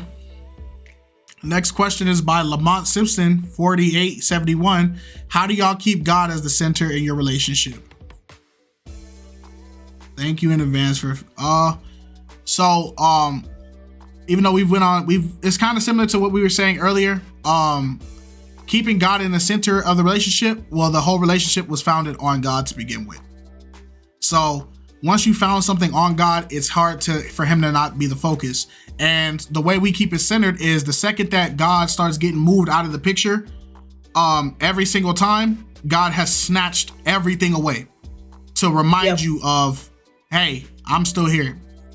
And that's one thing I will say has always happened in our relationship is the second we were going on a path and we weren't putting God first, God has G-checked us every single time. Every time. It's not to say that we were doing things that weren't of God, but it was more so like, you got to think about it this way. We're in a society where everybody has to work. Everybody has to fend for themselves. Everybody has to provide for themselves. And when you put certain things before God, it can get in the way of what God has planned for you. So if you're putting your job before God, before spending time with him, it's going to show up in your relationship with him. He's going to call you out on it. If you're putting other people before God, he's going to call you out on it. If you're putting materialistic things before God, he's just not going to let you have those things. Like it's certain things like that. Like, but having God in the center of our relationship, and when we do kind of like teeter totter, like off of that path, one of us will always like retract back. Like, okay, no, we got to get back together. We got to, whip it back into shape. We need to make sure we're doing this, and this, because we want to make sure that we're doing things that are pleasing to God. And not just doing it just to be doing it. I feel like a lot of times, a lot of us got saved by the faith, but we don't want to live. We don't want to live in the faith that we were saved from. Yeah. Like saved by. Yeah. So, yeah. Okay. Shantae Riders 3079 said, "Hey y'all, first I wanted to say I enjoy your content. We enjoy the fact that you enjoy our content. It means a lot to us. Appreciate it. I have especially enjoyed the lives. I'm Belate on Twitch. Hey, shout out to Belate. How did you decide you wanted to make your YouTube content about? I'm thinking about starting my own YouTube channel. Do you have any advice or lessons that you've learned so far having a YouTube channel?" Okay. You can answer that. This is, yeah. Okay. So I've been doing content creation since I was 16. I used to do little gaming videos and little edits and stuff like that. And then when I got with Alex and we got into college, I started doing video editing, music videos, graphics and stuff like that. YouTube was always something that I had, but I never was successful on it, right? I would make video after video after video after video. I made like 70 videos. Each video only got like 15 views, right? So I was constantly trying different things, but as I was failing, I was also learning, right? And then what was growing wasn't YouTube. It was my Instagram that was growing. My TikTok, I started growing, but I didn't like TikTok, so I stopped it. But Instagram was the prime example of when I was doing Christ-like brands and I was doing everything. I worked with so many people. I did so many projects. I did so many things. But YouTube was always the one thing that I just could not grab, right? And it doesn't matter. One thing I will say, what decided when we wanted to make our YouTube account? The audience.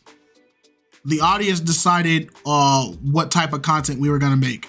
Because the truth is, unless you can create something that just catches or clicks, you are gonna make a lot of content that if nobody watches it, it won't grow.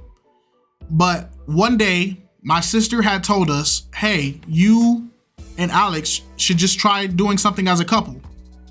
And I was like, okay, but what can we do as a couple? Because Alex doesn't play video games like I do. Now she does, but she didn't at that time. And me and Alex don't watch the same type of content at all. Her content is very different from mine. I watch a lot of fighting stuff. She watches a lot of calming, peaceful stuff. She's into drama. I don't care for drama. She likes real world stuff. I like animated stuff. So we're two opposites of like what we watch. So one day I was sitting there and our Let's Pop the Balloon popped up. And it's funny because it popped up and we were already roasting the fact that we did not like the dating shows. We didn't like 20v1s. We were talking about it. Our group hates it.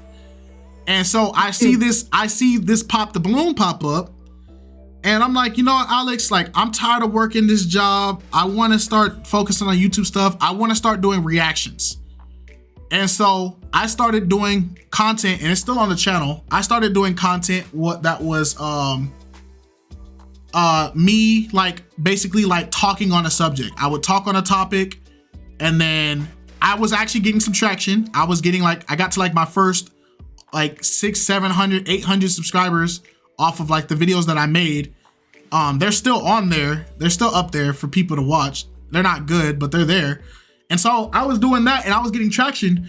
But the problem was I was running to the issue of people want to see a face attached to the content. And I'm not a good looking person. I wouldn't want to look at me all day.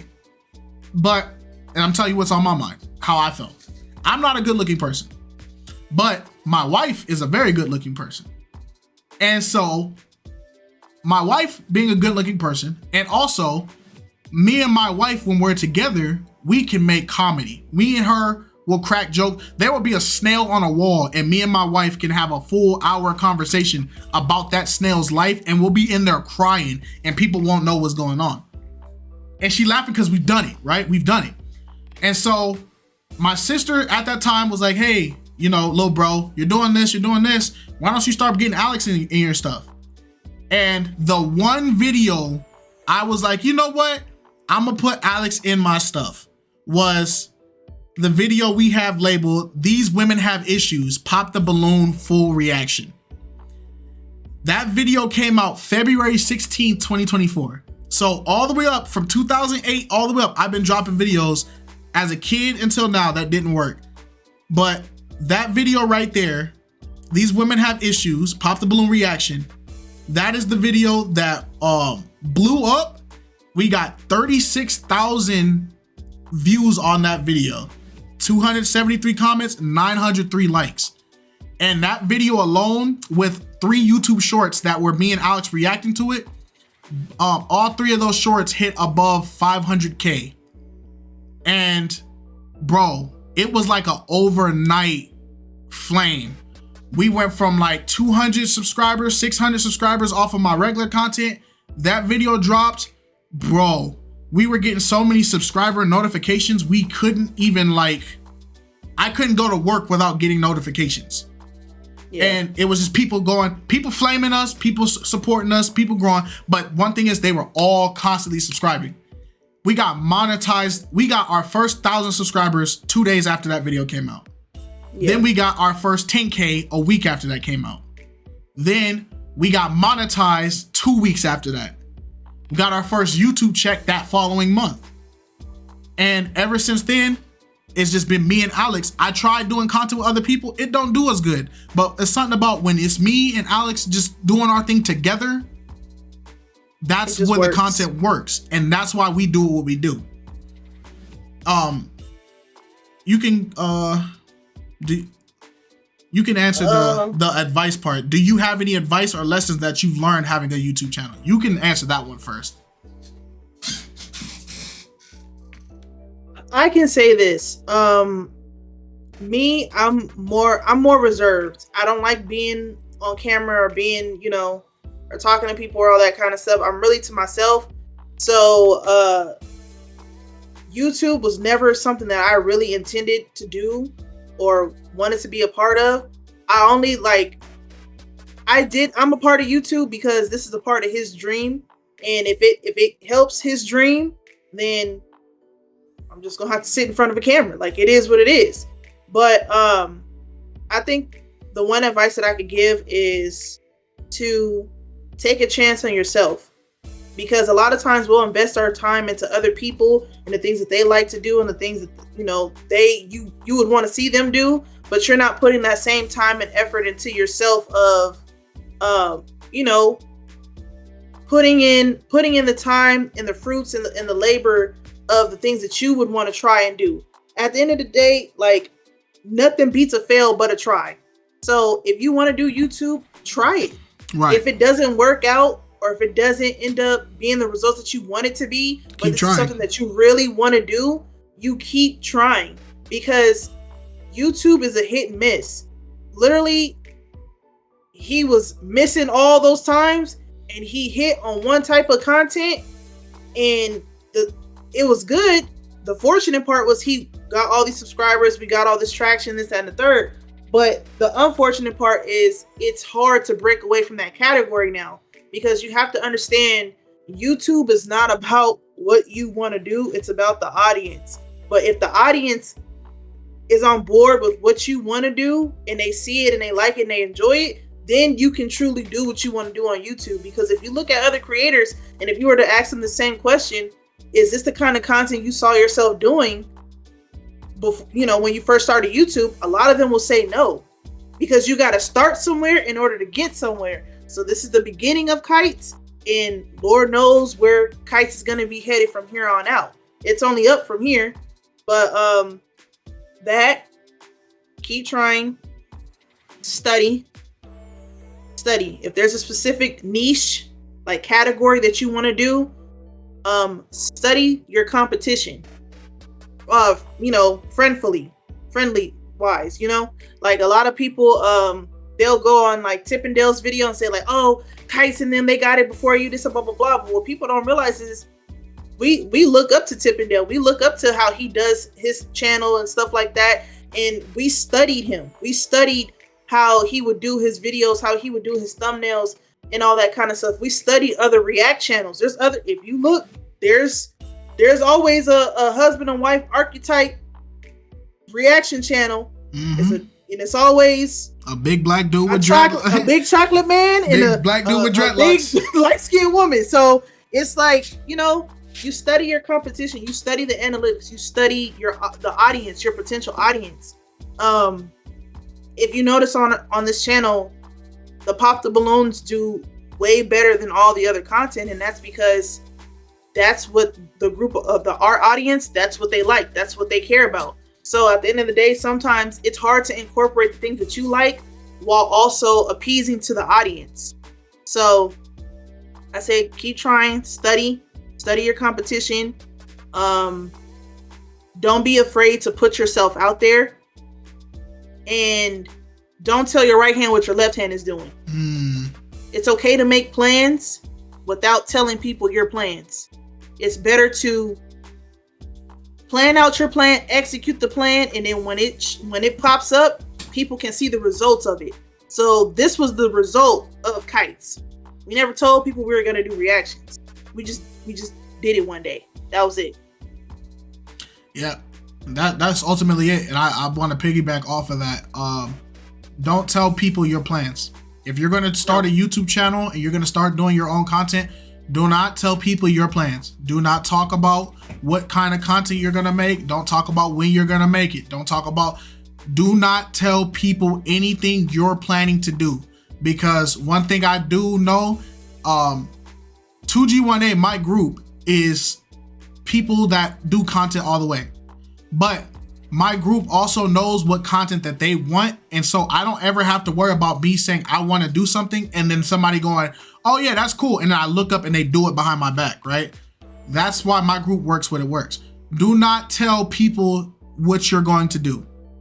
Because one thing is, there's always going to be somebody in every circle that doesn't have ideas, but they can always put the idea into effect. And they won't get the idea themselves, but when they execute it, it's going to look really good. And guess what? You just created competition for yourself. YouTube is competition, but it can be respectful competition. Mm-hmm. Tippendale is our number one competitor when it comes to this stuff, the content for Pop the Balloon. It's him, it's Reese, and then there's like one or two other people. But the main two you see when you type in Pop the Balloon, Arlette, you see us, some new channels, you see T. But for a point of Pop the Balloon for like 3 months, it was nothing but me and T. Us and T. Us and T. Us and T. Us and T. It was it. And so, one thing is, you gotta create, you're gonna have competition. Everybody on YouTube, even the people you're reacting to, is competition. You are trying to get their audience to see your stuff. So you have to create a way that you stand out versus everybody else. It's not by just being a good person. Yes, there are people who are just good person that get it, but it's also they were a good person at the right time with the right content and the right place. It's all by convenience. None of this stuff is as planned as people think it will be. Now, when you start, go ahead. Mm-hmm. Now, I was going to say it's convenience, but it's also studying the algorithm. The audience controls the algorithm, and think of it. You have to think of content creation in the eyes of a consumer first, then a content creator. Because if you try to do like content creation first, I want to do this, and this, and all of them are flops, but you're not understanding why they're flops, is because the audience is not engaged. Is this something that you would watch yourself? Yes, no, why, and what can you do to make it better? But another thing, a valuable lesson we learned is nobody really likes you on the internet. No. Like, nobody really genuinely likes you on the internet. So what I mean by that is, somebody can be your fan today and then hate you tomorrow. Somebody can watch 1,001 videos of your content today and then watch one video and not like you ever again. So you got to understand, you make your content based off your audience, but you need to also understand, out of 1,000 people that watch you, 100 people are going to be people that genuinely watch you for you, and only 10 of those people are going to be people that genuinely like you. Yeah, but it's the same thing with our channel. You'll see the same people in the comments, and you know, like Monet is one, Noble J is one, Valencia,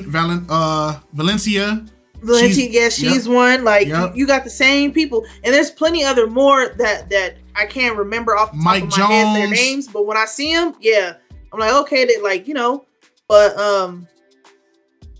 there's a lot. There's so much to content. You just got to do it. Just take that leap. Just do it. Like I said, take the time to do it. You make time for it. You have to. That's another thing that we learned. If you really want to do content, you have to make time for content, because everything is so like fast paced in the world, and you hardly have time for yourself. If you're gonna take on content, you have to be realistic. Are you gonna be able to make time for it? Right. Also, while also living your personal day to day, because it gets hectic, it gets busy. You get backed up on all these types of things. And another thing that I would say when you're doing content is, don't ever compare yourself to others. Don't compare yourself to others. As far as like your worth, your value, just because you see somebody else that's doing the same content as you and they have more subscribers and this, that, and the third, don't ever compare yourself to others. There's a reason why. Study that reason. When you accept it, apply it to your own content. Right. And stay out of the comment section. Stay out of it. Our first couple months of YouTube, That was something that I had to literally ingrain in myself, because I got tired of seeing people talk about us in the comments, be disrespectful, make fun of us, talk about our faith, all types of stuff. It got to a point to where that I couldn't sleep for like 3 days because I was just constantly scrolling. Do your couple, comments here and there for your engagement, and don't look at the comments ever again. Don't. It's not worth it. Mm-hmm. It's not worth it. And that actually piggybacks to my point of nobody likes you, because I was saying that you're gonna have 10 people that genuinely rock with you, that show up every time you drop something, right? So those people are cool. Those are the people that you keep. Those are honest, true fans. Everybody else, you gotta always understand they can be here this week and gone next week. So don't make everything based around them. Try to keep growing, but understand that you're gonna have to block some people. There's some people that are gonna be in your comments. Bro, there's a dude that was commenting positive every video. He has something nice to say. And then one day he just blew up. Like, y'all do this, y'all do that. I can't stand watching y'all. I hate y'all content. Blah, blah, blah, blah, blah, blah, blah, blah, blah. And I simply chimed in. I'm like, okay, so what was the issue? Like, if you didn't like the video, that's fine. But like, what's up with this rant? Oh, so this is what happens when I give some feedback, some criticism, huh? Man, I can't stand channels like you. Y'all changed. I just asked you what led to you blowing up like this, dog. Give me a timestamp. Tell me did I offend you? So guess what? YouTube has a thing now. Y'all can block people, bro. And they'll never be able to comment on your page. And I'm gonna keep it a stack. It gets to a point, if I see you're a person that constantly keeps doing this, you keep coming with this negative energy, you're not giving me something I can actually work with. You calling me fat doesn't change any point that I'm making. If I say I don't like how Dunkin' Donuts makes their donuts, you going, yeah, but you're fat. It's like, okay, but what about my statement? But you're fat, dude. Okay, I don't think men should hit women. Yeah, but you're fat, bro. Why are you talking about it? Fat people get beat too. Fat people beat people too. Yeah, but you guys are fat though. So, bro, I swear that's the key response we always get. When somebody says something we don't like, we say put God first. Oh my God, it's always fat people with this God stuff. Like, so skinny people ain't got God? Like, what's freak going on? And another thing, it's crazy. Alex not even fat. That's the thing. I'm a big dude. Alex is not even fat. Apparently to their standards, hey man, I don't care. You can see I'm a big dude. I don't care. I don't like.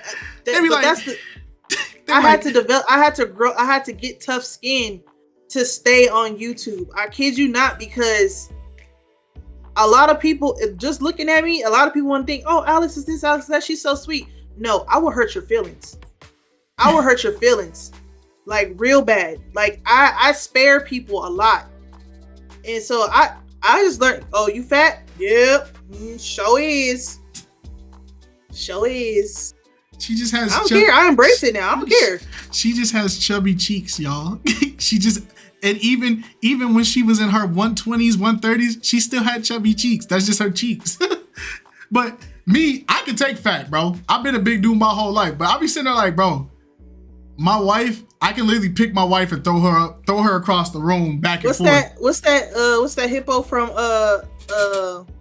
what's the name? Moto? Oh, Moto. Yeah. I like them big. I like them tucking. But they be like, yeah, these two fat heifers on this screen are talking about stuff that I'm like, okay, but you're sitting in your mom's house alone, single, and still 55. Hey, don't stop too much. I'm sorry. Okay. But that also leads to my next point, my final point for the YouTube content thing. Don't trust any other content creator. No, even if they cool with you, leave them at cool. They are not your friends. They are not your friends. They are co-workers. Do not trust no other content creator. Nope. Everything that a content creator is doing is for them. Yep. And it's a sad thing to say that, because there are really a lot of genuine content creators, but understand their content is for them. They are going to do everything to get that money from that thing. It don't matter. Bro, we had a channel. I went on old boy thing, his little thing just to answer some questions. Bro, turned me into a whole clickbait title. KiteZz exposes, blah, blah, blah, blah, blah. I'm like, dang, bro, I just came to talk to you real quick, dog. Like, on some, like, chill stuff. Turned me into a clickbait title, and people messaging me, DMing me, wow, so you were just talking to this guy. Now you're exposing him? Look at you, two-faced. And you'll learn as you grow in YouTube and as you become more and more successful, you're going to have more eyes on you. So the more that you grow, the more eyes are going to be constantly watching you. And people be laughing at the little the pocket watch comment that we be making, but no, they be pocket watching. And now I'm not even talking about monetary. I'm just talking about overall. They just be pocket watching anybody and everybody on YouTube. And if you are part of the melanated YouTube community, yeah, that we've had a very traumatizing experience with our own community on YouTube. And I wouldn't recommend anybody to go through that. But you got to live and you learn. And this is why a lot of creators solo dolo it. It's just me and him, and it's always gonna be just me and him. Yep. You just gotta leave it. That's like all the people that you looked up, and a lot of the YouTubers that did us dirty were YouTubers that we looked up to, that we watched, that we appreciated their content. You know, we've seen and been around for a really, really long time. And also, I'm gonna say this. I'm gonna get this off my chest. I'm gonna get this off my chest because this is my podcast. I can say what the freak I want. So I'm gonna say this. I'm not even gonna drop the channel name, bro. But I'm gonna say this to his audience because I know his audience. Some of his audience still stuck around here, right? There was a certain individual that when we were doing interviews, we were doing the YouTube interviews with the plumber and all that stuff, right? A channel had some of its audience come to our page talking about some, how dare y'all sit here and post this video and y'all didn't even give him his credit and y'all know y'all got all his information from him. How dare y'all? Bro, first off, we didn't even know his channel existed until your comment. And then here's how stupid it is, because I don't want to put it in his mouth that he's the one telling his audience this, right? Because sometimes fans are fanatics, right? But when y'all type this and say we stole the information from him, we're doing interviews. Did that click with y'all? It was an interview, right? Meaning that we asked a generic question. The information comes from the individual we asked the question. Meaning the information source is the person getting interviewed, right? Meaning that all the information that is in that video is coming from that person, right? If I ask person A, what happened yesterday to you? And he tells me I was at the store yesterday and I got jumped, right? He tells me that. How did I steal the information that he got jumped, that he just gave me, from you over there? Did that click with anybody? I stole information from the guy I stole information from you, but the information was the guy I was talking to. But I stole it from you. I need to give you credit for stuff he just told me about himself. Did that click with nobody? How do I steal an interview? Because you're KiteZz. And his fans was really in the comments talking about, yeah, you know at this point, y'all got that from him. He just said it out his mouth.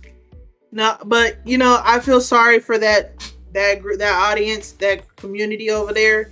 Because that creator has a tendency of gaslighting his own audience. It's not funny, y'all. It's not funny. But watching that live and I saw that, yeah, I was just baffled from it. Like, I'm like, bro, yeah, this is my first time watching you. It was my first time looking at the man page. They stole it. They know who the real one is. They know where the real information come. I'm like, bro, this is my first time looking at your page. Yeah, this part right here, he got that from me.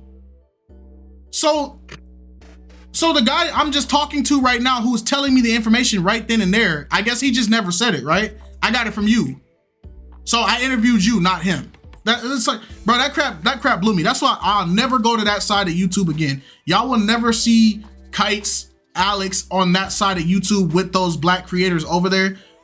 Black YouTube can keep it, bro. I don't even want to be in black YouTube because if it's not like RDC, AMP, because those Afro are controlled. Senju, Those are Berlizzi. controlled parts of YouTube. Like, and they have well enough status to,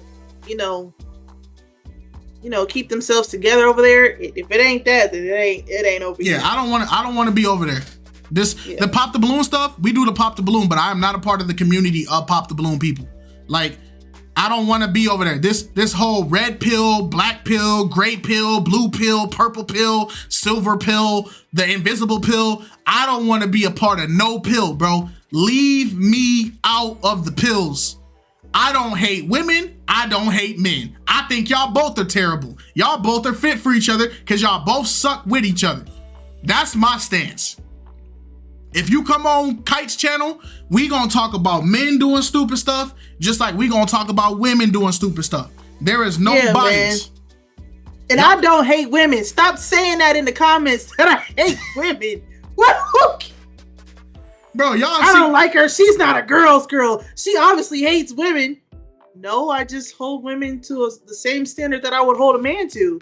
Just because you're a woman, you don't get brownie points for me because you're a woman. And the sad if part you do is, something dumb, you do something dumb. I don't care. The sad part is we'll drop a video titled "The Worst Women Ever," right? And we're talking about only things we're watching on the video, right? So we're reacting to the video of women doing horrible things, and the responses in the comments will be, "So this is why I don't watch this page, bro. Every clip that they make, they gotta bash women." But then we'll drop the video tomorrow, the next day. The worst men ever. This is why I don't watch this content, bro. All they do is bash men. They must really just hate men. This guy's a simp. This guy's a simp, dude. Tell his wife get his balls out her purse, bro. He's a simp. Then we'll drop a video saying, "Man, these men did a good job. You see, brother, this is why I like this content. This content right here, y'all really doing it, man. Keep doing it." Then I'll drop a video the next day. "Hey, these women really did a good job. Oh my gosh, this channel is just so lovely. You guys just do everything right, blah, blah, blah. I love you." Then we'll drop another video. "Men and women gotta fix themselves. See, this channel right here, pick a side, dude. Pick a side. You hate women, you're misogynistic, you hate your mother, and then on the male side, you're a simp. You just probably, you ain't got no balls. You ain't never been a real man." It's just like, bro, both of y'all suck. I say that. Both of y'all suck. If you 100% believe that women are not the problem, you suck. And if you 100% believe that men are not the problem, you suck. Now, if you believe that women and men are equally both the problem, hey man, welcome in. Grab a seat, bro. Grab a seat. Let's talk about how we fix it. But you 100%, I'm on men's camp, and you 100%, I'm on women's camp. Y'all both suck. Because y'all both are actively ignoring the flaws that y'all do. Y'all will sit there and praise a man for exposing his girlfriend for cheating and be like, "See, all women cheat," and then have 1,000 likes saying, "Yeah, we agree." But then a woman will expose a man for cheating on her, and y'all will, in that same group of people, will go, "Yeah, but a man's purpose is to do this, so she should have just shut her mouth and let him cheat." It'd be the same people. And it's like, bro, in this situation, it's a woman cheating. She's wrong. In this situation, it's a man cheating. Guess what, Jack? He's wrong. But then if I say they both are wrong, y'all both gonna be like, "Wow, so men can do it, but women can't? Oh, so women can do it, men can't?" Because nobody wants to be wrong. And that's the problem. That's the problem. Yeah. Nobody wants to be wrong. Nobody wants to take accountability for anything that they do in this world. So it's like, yeah, it is what it is. Stay where you at by yourself. Yeah, don't bring that over here, bro. That goes for anything. That goes beyond just like intimate relationships, like boyfriend, girlfriend, husband, wife, whatever. That's just relationships on your daily, like family, friends, whatever the case may be. a lot of y'all don't want to take accountability for nothing. Yep. Also, we're gonna get to this question by Beamy Wins 1. I'm gonna read the question, but technically through this whole video, we kind of already answered it. And they asked, how did you know that marriage was the next step at a young age? You two seem to have healthy communication and a perspective on marriage and partnership. How did you develop the way you approach your marriage? Was it through watching family members, clergy guidance, similarities? Ooh. The opposite. We answered majority of that question. I'm just gonna answer the part one for me. That first part, how did I know marriage was the next step at a young age? I had already been wanting to get married since I was a 5-year-old boy. So I kept that mentality through my whole life. You two seem to have healthy communication and perspective of marriage and partnership. We got this type of communication and understanding because we went through a lot of trial and error. We went through just like y'all go through y'all arguments, y'all breakups and all that, bro. We went through our hell and high water together too. And it's because we went through those and we were willing to adapt to the changes that needed to happen. That's why we're at where we're at. So it doesn't come natural. You got to earn that. Work with your partner. If your partner and you don't see eye to eye on something, talk it out. It don't matter if you scream, shout, don't put your hands on each other. And if y'all can keep it to that, y'all can solve anything. Then how did you develop the way you approach your marriage? We already answered that. Was it through watching family member, clergy guidance, or similarities? I had good examples of what marriage was supposed to look like because all my uncles were married and they all were in religion some sort of way. So yes, but my concept of marriage came from me watching how, my concept of marriage came from me watching how the single men operated in my life, and how they handle things and approach things. And instead, in my mind, it was, I don't want to be like that. So by me saying I don't want to be like that, it developed me into a man that has this ideal towards marriage because I saw all the wrong things that they were doing, and I said, I don't want to do that. You know what I'm saying? But Alex, you can answer it. All of them are. Just the ones you want to.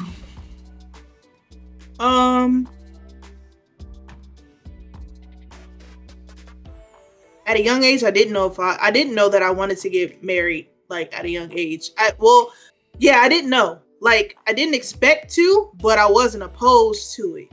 It just happened naturally in my eyes. So, I think getting married young was probably like the best thing I could have ever did for myself because it gave me all the time to like really like share who I am as a person that I couldn't share like with other people, if that makes sense.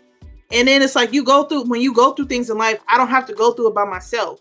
Like when I go through like, my moments of feeling down, when I go through my moments of like not being sure of certain things or struggling with something, or I have an accomplishment, I don't have to experience it, or like I don't have to experience it by myself. Trial and error when it comes to marriage, like our communication and stuff like that, I didn't have to experience that by myself. And it wasn't always a one-sided thing when it came to communication. It was more of, it takes two to build a relationship and it takes two to keep a relationship. So if both of y'all are willing to take the time out to mend things for the sake of the relationship, then it's worth mending. Right. I would say that I developed a perspective of marriage not through like family too much. It's 50-50 for me. Like my family is mostly like women, and majority of the women are not married in my family. There's only like maybe 5, 6, maybe less than that. But I got my perspective of marriage through mostly my godparents, my grandparents, and some of the relationships my mom had prior to getting married. But outside of that, I kind of just like watched how my family operated and how they, you know, how they treated one another, or like how their significant others would treat them. And I was always the type of person, like I was very closed off. I really didn't want to be married or anything like that. I was a very like goal driven, like career driven type of person. When I met Justice, I wasn't too far from going off to the military when I met him, but there was something about him that didn't want to make me go to the military at that point. Like my dream was to be an aerospace engineer. I wanted to go to the Air Force and all that kind of stuff. That's why I did ROTC 3 years, and I excelled and advanced very far in that. And I wanted to go to college in ROTC and then enlist as an officer. Right. But I just feel like me getting married at a young age saved my life. Real talk. A lot of people wouldn't think it would, or probably wouldn't understand how, but getting married at a young age saved my life, because I was lost. I was lost in this world. I was lost in who I was as a person, because I was experiencing so much trauma and so much turmoil. I didn't know how to process my emotions at times. I didn't know how to do a lot of things. And by getting married so young, and especially getting married to someone like Justice, that's very like well around in his faith, in his religion, and his beliefs and his standards, I had something to look forward to. I finally had something to look forward to, aside from being with somebody for the rest of my life, but ultimately getting to see the person that brought me this person. So, yeah. That's what's up. All right. And I don't know if we answered this, but I think we did, but we're going to ask it anyway. It was Inside John 9293, and he or she asked, do y'all want kids? If so, how many? Yes, we want kids. Yeah, we want kids. I've always wanted 3 or 4 kids, because I have a lot of siblings, but I was raised with 2 other sisters. So 3, I think, is like a really solid, you know, you have one child that's going to always be the leader. You're going to have the middle child that kind of fluctuates and keeps everything balanced. And then you have the youngest child, who I'm the youngest, but I was also like, I was the only boy, but my sisters did everything for me. But I also I followed in a lot of their examples, and it made me better. You know what I'm saying? So that's just how I feel. It's like a perfect blend. Plus, each of my sisters has a different type of relationship with me. Like my older sister, it's very like a teacher-student type of energy. Like my older sister is always constantly like giving me wisdom, or telling me like how to think and stuff like that, or like how to operate. And then my middle sister is more like she's more like the, hey, if you got an idea, go do it. Let's go do it. I'll support you. Hey, you want to go build a bridge? Let's go build a bridge. She's the hype man. She's my hype man. And then shout out to all my other sisters. Those are my dad's side. I didn't grow up with them, but I love them all the same. But yeah, I always feel like 3 kids would be good. I want to have a big family. I want to have those families that, you know, when they have kids and they kids have kids, we go to a family park and we take over the whole park. You feel what I'm saying? Yeah, God willing, I would like to have children. The amount, I used to be like, like I want this many. Say how honestly, much you want. Okay. At the minimum, I said I want 2. At the minimum. But what was your dream number? My dream number, okay, I said the max was 5, but that's not even my dream number. I'm trying to have a whole football team. I don't care. Listen, y'all. God willing. In God willing. Like there's a family on YouTube that I watch. I believe they're called the Henry family. Shout out to them. And they're a Black Christian couple, and they have 8 children. Dang. And I love the dynamics of, from what I can see, obviously because it's YouTube, I can't see inside their life or whatever the case may be. but they're very like forthcoming and honest about their marriage. And I just like the dynamics of their relationship and how they carry themselves and how they pour into each child regardless of, you know, how they feel or what they're going through as parents, because I know it's hard being a parent. And yeah, I really don't, it's all in God's timing, it's all in God's plans. Like, but me personally, I would like to have a lot of children, because Justice is the last male to carry his last name, and God willing, if we have enough boys to, you know, keep his legacy going, then by all means, like, that's, you know, that's a blessing. But yeah, I want kids, because my goal is to be a homestead wife, a home housewife, whatever you want to call it, but more so a homestead wife, a wife that does it all. I want to homeschool my kids. I want to teach them all types of things that I didn't get to learn, because, you know, the world has one way of teaching you, and then, you know, whatever you do behind closed doors with your kids, that's with your kids.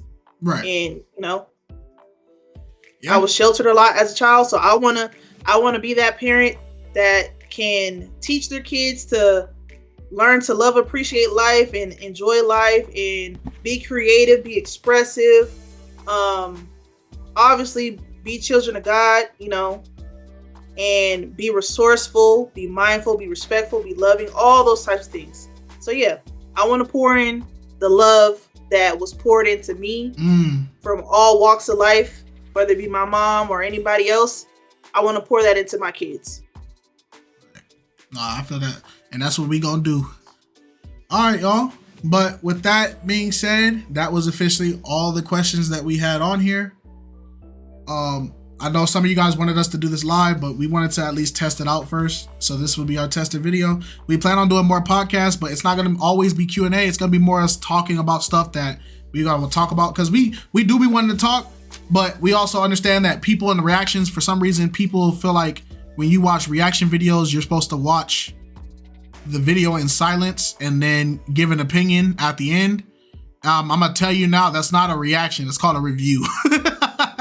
Yeah. A reaction, you're supposed to give your initial reactions as the video goes on.